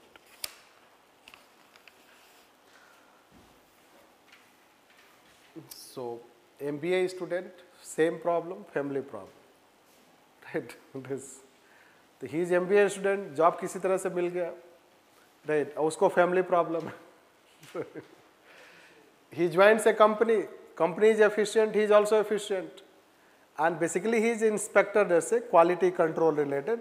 He clears the products etc. on the basis of quality, and he has been rewarded for within the country products. Now company wants to supply products abroad, and when products consignment went abroad, European Union cancel it because of poor quality. Now when European Union cancel it because of poor quality, so now let's say that company says that in domestic market products should be sold, but he says that poor quality is poor quality. If it has a poor quality in Europe, it is also in India, so it should not be cleared. So he is the left alone person, he is the only person who is against this. All other major persons, those who have to give their signature, they have given signature ki yes, it should be cleared. Now company forces, top commander forces him, pressure. Either you sign it or you face the consequence. So don't you think similarity of case studies? Right. Subject matter is, let's say, different, but nature is same. This, once you learn the rules of the game, so you can write it very properly. Right? That is what we have to understand. So this way, let's say, now what he should do? Should he fall in line? No, it is also clear. Right. It is ethics paper वैसे भी clear है, right? So he will not. So then this is how they are. I tried to write something under the given this. What are the options? The options are, let's say, written submission. Written submission you should give to the same functionary, top commander, because record के लिए आपको written submission देना होगा. तो give a written submission to top commander as well as CEO of the company, so that he is intimated of this fact, that if product cannot be approved, why it cannot be approved, this, and convince them of their consequence. Product, right, once it is let's say that investigated and it comes in notice, what will happen? Right, company will have huge loss than what it can have loss in cancellation of that product. This is how simple this. Then leak this, leak it in media, whistleblowing. This you can say. Right. Then report. This is same which is, let's say, refer to, give it, right. Refuse to give in to pressure. This you can say. So simply refuse not to sign this. No, I will not sign it, even if you fire me. This, and next, another option for the sake of job is to quit the job, seek job in any other company, this way. Then ethical dilemma will be more or less same nature. Integrity, promotion, work, life. This is how, isn't it? Quality. Now one different ethical dilemma, quality of product. It will impact the life of people. Right. The collective benefit or public good versus personal good. That way individual, let's say specific ethical dilemma, that it can be considered. Then what will be the consequence overlooking? The consequence will be, let's say this is how, this consequence will be that the product, first you should write, the product will go in the market, it will harm people, this life of people. Second aspect is that the image of the company will suffer if it is noticed. Then tomorrow it may not even send in European market. The company can be simply brought in the red list. Our company may, let's say, image will suffer, so it will have future loss of business also. This, and integrity, peace of mind will also suffer. Guilt feeling, moral guilt feeling. So this way you can write about the consequence. Then towards end you can write those values, business, corporate governance, ethics in business. Those things should be related. That it should not be on the short-term basis. This approach is a short-term basis. But nowadays, in the era of high level of vigilance, exposure, whistleblowing, government scrutiny, it is difficult to survive in such condition. Today or tomorrow it will be noticed. Once it will be noticed by even public, people will also have sense of rejection. Right. So that way you can, let's say, that write and justify. So your best solution is like whistleblowing or talking to the higher authority? Best is talking to higher authority. Then it is Joint Commissioner Transportation. Simply, let's say, basically, let's say a person, a driver is working in transportation department, state transportation department. He drives a bus, and once there is an accident with a car, the car driver and bus driver, so they start fighting among themselves. The case study say that bus driver initiate the fighting. He has also attack on the car driver. In the process, they physically attack each other, injury each other, and then let's say by the time let's say they are brought to hospital, so the bus driver dies and car driver survives. Now the bus transportation drivers demand ex gratia help and one job to family member. The police investigation shows that the death did not happen because of accident. Rather, death has happened because they started fighting. They let's say injured each other, and then they brought in hospital, so death happens. Now they are protesting, already for 10 days they are protesting. And you are the head of this department, what you will do? This is how it is. So this is what the case. What are the options available? Options are again, let's say that. First option you should write. So the first option you should write is that investigation. So investigation should be re-scrutinized to ensure the cause of death. If the cause of death is not due to accident and bus driver was not responsible for accident. Hence, proposal should be for ex gratia help.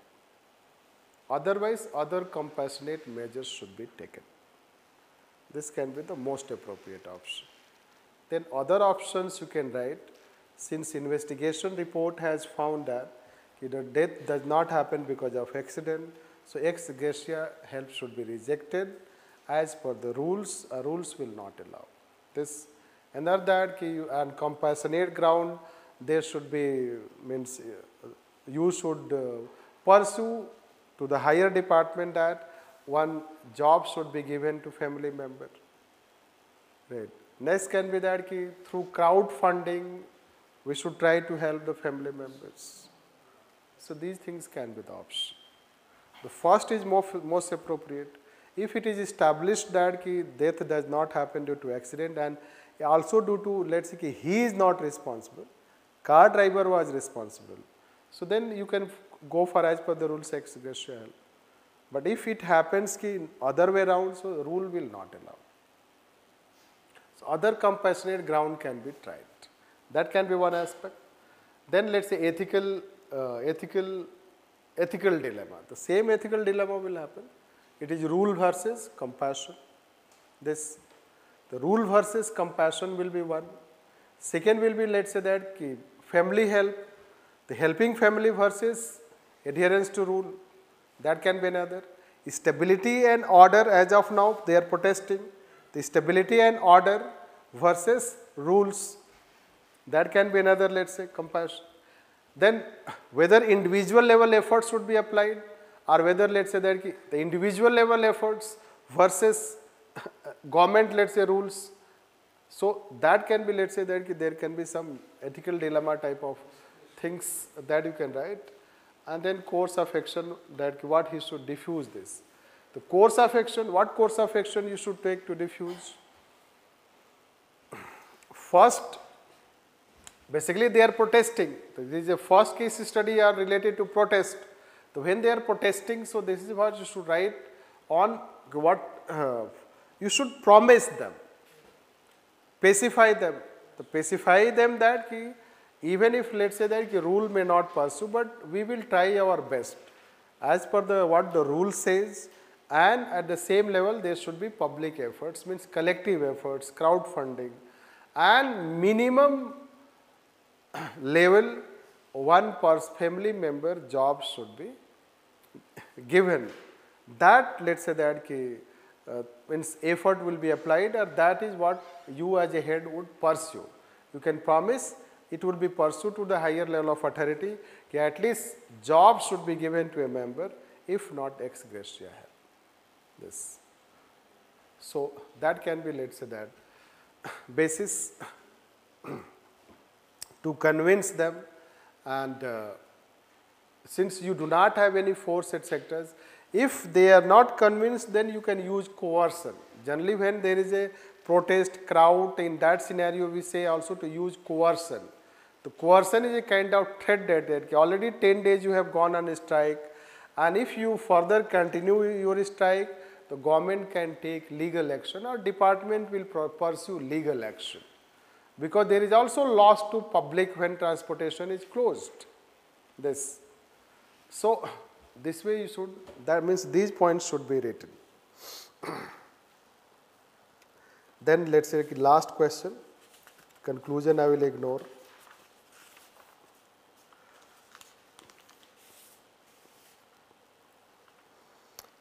It is related to environment, so this year they have asked. It is environment. See, environment related case study when we see.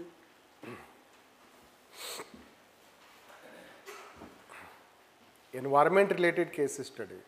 Planet, profit, people. That should be written. When you write, this is how it is said. Planet, profit, people. You should start. Right. Introduction should be related to planet, profit, people.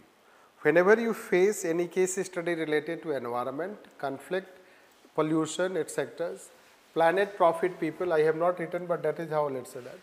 It is about planet, profit, people, and that should be the introduction. Thereafter, let's say it is saying that what are the options. Basically, it is like environmental clearances. You as an officer say that there should be fresh environment clearance. This fresh environment clearance. When you have talked for fresh environment clearance because of pollutions, etc. So what has happened? Now some industries, labor unions, politicians, etc. are building pressures on you. No, do not go for environment clearance because companies would be closed, some industries will be closed, so it will result in loss of employment. That is how they are saying this. So again pressures, there are pressures. So what you should do? What are the options? The first option is that you go with the environment clearance. Go with fresh environment clearances. At the same time, give them confidence that there would be no any immediate closure or there will be no any closure if there is compliance to win the confidence. So that can be the one option.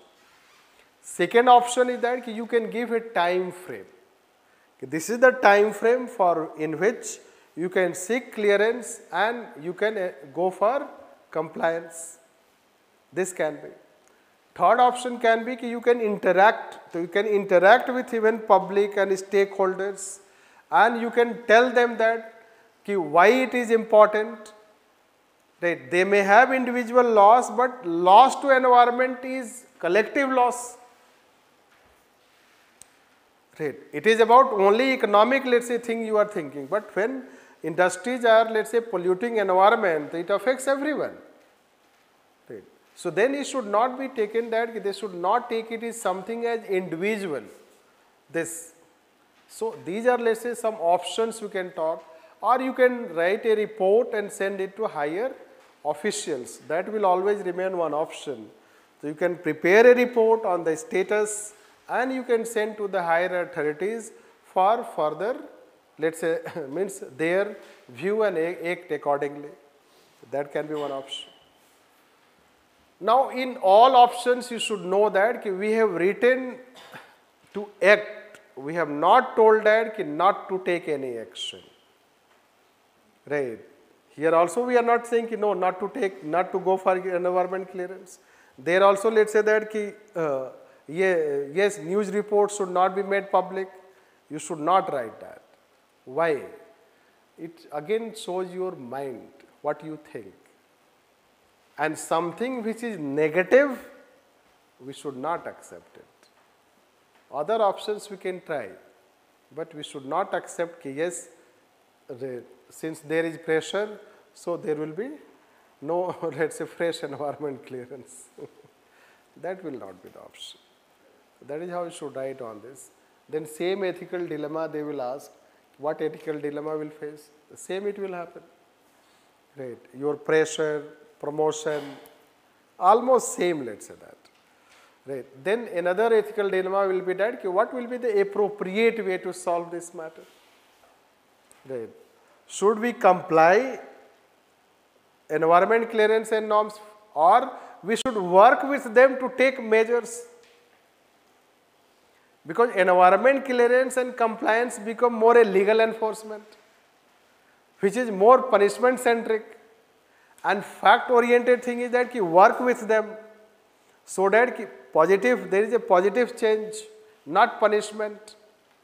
So that is how also can be a dilemma what we should do in this aspect. And then if in case when there is a loss of job, so then what should be done? If some of the industries are closed because they are not enforcing and complying, then there will be loss of livelihood. So that can also pose you, let's say, a dilemma that what they should do, those people, how their livelihood can be helped. So this is what ethical dilemma can be written. Towards end, since it is related to Visakhapatnam gas leak case, Bhopal gas tragedy, already we have also asked such questions. Already students know that also what to write in justification. So these things are related, so you should know that. It's simple, it is due to laxity, inertia in case of enforcement of compliance that we have experienced. Bhopal gas tragedy we experienced, Visakhapatnam, let's say, that leak case, so that we faced, and it has serious damage to environment. And therefore, there should be more proactive role by Ministry of Environment and the government to enforce compliance. In fact, such companies, you should have the list of all the hazardous companies and effluent releasing companies, and there should be time to time, let's say, vigilance and social audit also. The question is also asking how we should improve. The last question, mechanism. The mechanism should be that you should set up. Nowadays, there are artificial intelligence related automatic system for safety measures that can be, let's say, that done. Then time to time there can be social audit practice. So you can also have social audit of such companies.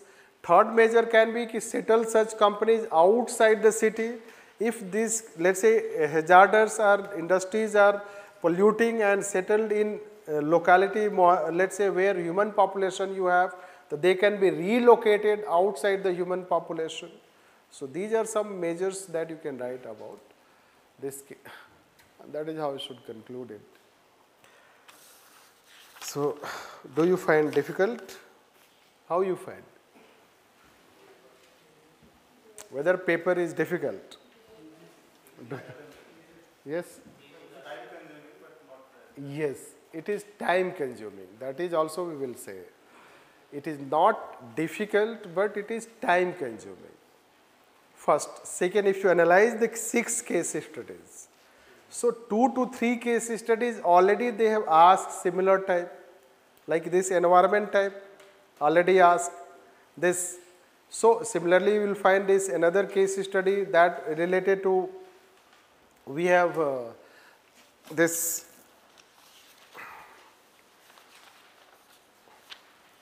compensation related, the compensation related house construction and the construction of house collapses. This, what you should do, 2017 that case study was asked. Laborers, they die in that you will find. So then first 3 case study they are similar. If you take this Haryana case, means I am saying Haryana means police officer death, it was expected, already developments were going on, and the Haryana just happened before mains. So people knew about that, so they were aware also. This way we can say that if you talk case studies, so questions also, 5 questions they have asked, but 4 questions can be 1 question, or 3 questions can be 1 question. So if you think in that perspective, so we will not say that it is very challenging. Yes, it is complex and it is time consuming. And same thing if you find about section theory. So say theory section, it is also time consuming, it is not difficult. This, now let's say that nature of the question, if you see, we have given a theory section, it is highly applied. This time they have not asked questions related to some obvious things which they used to ask. Related to ethics, normative theories, they have simply not asked. Only one question is about ethics concept. One question is linked to ethics concept, but they say, what you can say, Greek philosophy, virtue ethics, Kantian philosophy, utilitarian. Simply let's say that they have not asked any explicit question. Popular thinkers in terms of Mahatma Gandhi, Vivekananda, Buddha, etc., Kautilya, John Rawls, they have not asked. Rather, they have repeated both. Dalai Lama second time, Kalam second time.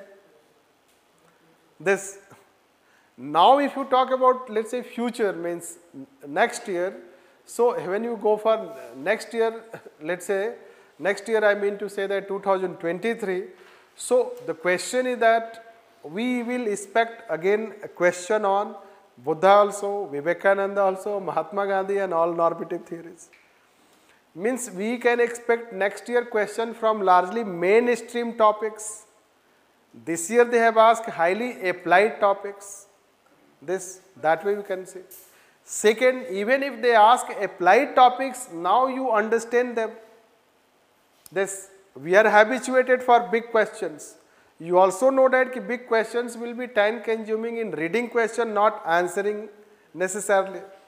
This, and then you should also focus on applied nature of answers.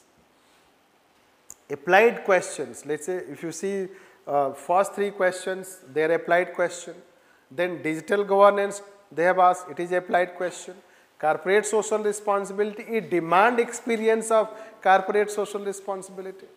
So they are not conceptual, ki you know this concept and you write the answer. Right. They are largely applied. It means it demands also greater level of observer, let's say, means you should observe your day-to-day basis what is happening and learn from them, and that is how you should prepare your strategy for next year. And you should have the habit of writing applied nature. Although it is UPSC, it can change, you know that, as we have shown in the very beginning, that how it changes. It may not continue or it may continue, for both we should be prepared. That is how we should do. And you should also have learned, although it is very difficult to tell in one class everything, but yes, in theory section, the way we have answered, so you can learn that how we have to explain the concept, we have to explain, give the examples, whatever they are asking, relate with any theory and philosophy, and a particular question also has a particular philosophy. Like say ethics in international relation, you relate with normative, means idealism versus realism, it comes somehow. So that way we can, let's say, relate. In case of case studies, yes, you should learn structuring. Here we have not told, except first case study, we have not gone into that the systematic explanation, but yes, a case study should have proper structuring that you should learn. Once you know the proper structuring, so you will be able to write answer within, let's say, that time frame, and you should be we should have a very organized answer. And once you analyze or have the habit of analyzing through dimensions, the dimensions will help you focus on major aspect of the case study. It will help in writing variety of ethical issues, and the same you can identify and write with ethical dilemma. That is what we can say. So let's finish here. No, shall finish. All the best. Right. The first step towards achieving your dreams is having the right coach. Get the best education with Lokman IAS and make your UPSC dreams come true. Download the app now.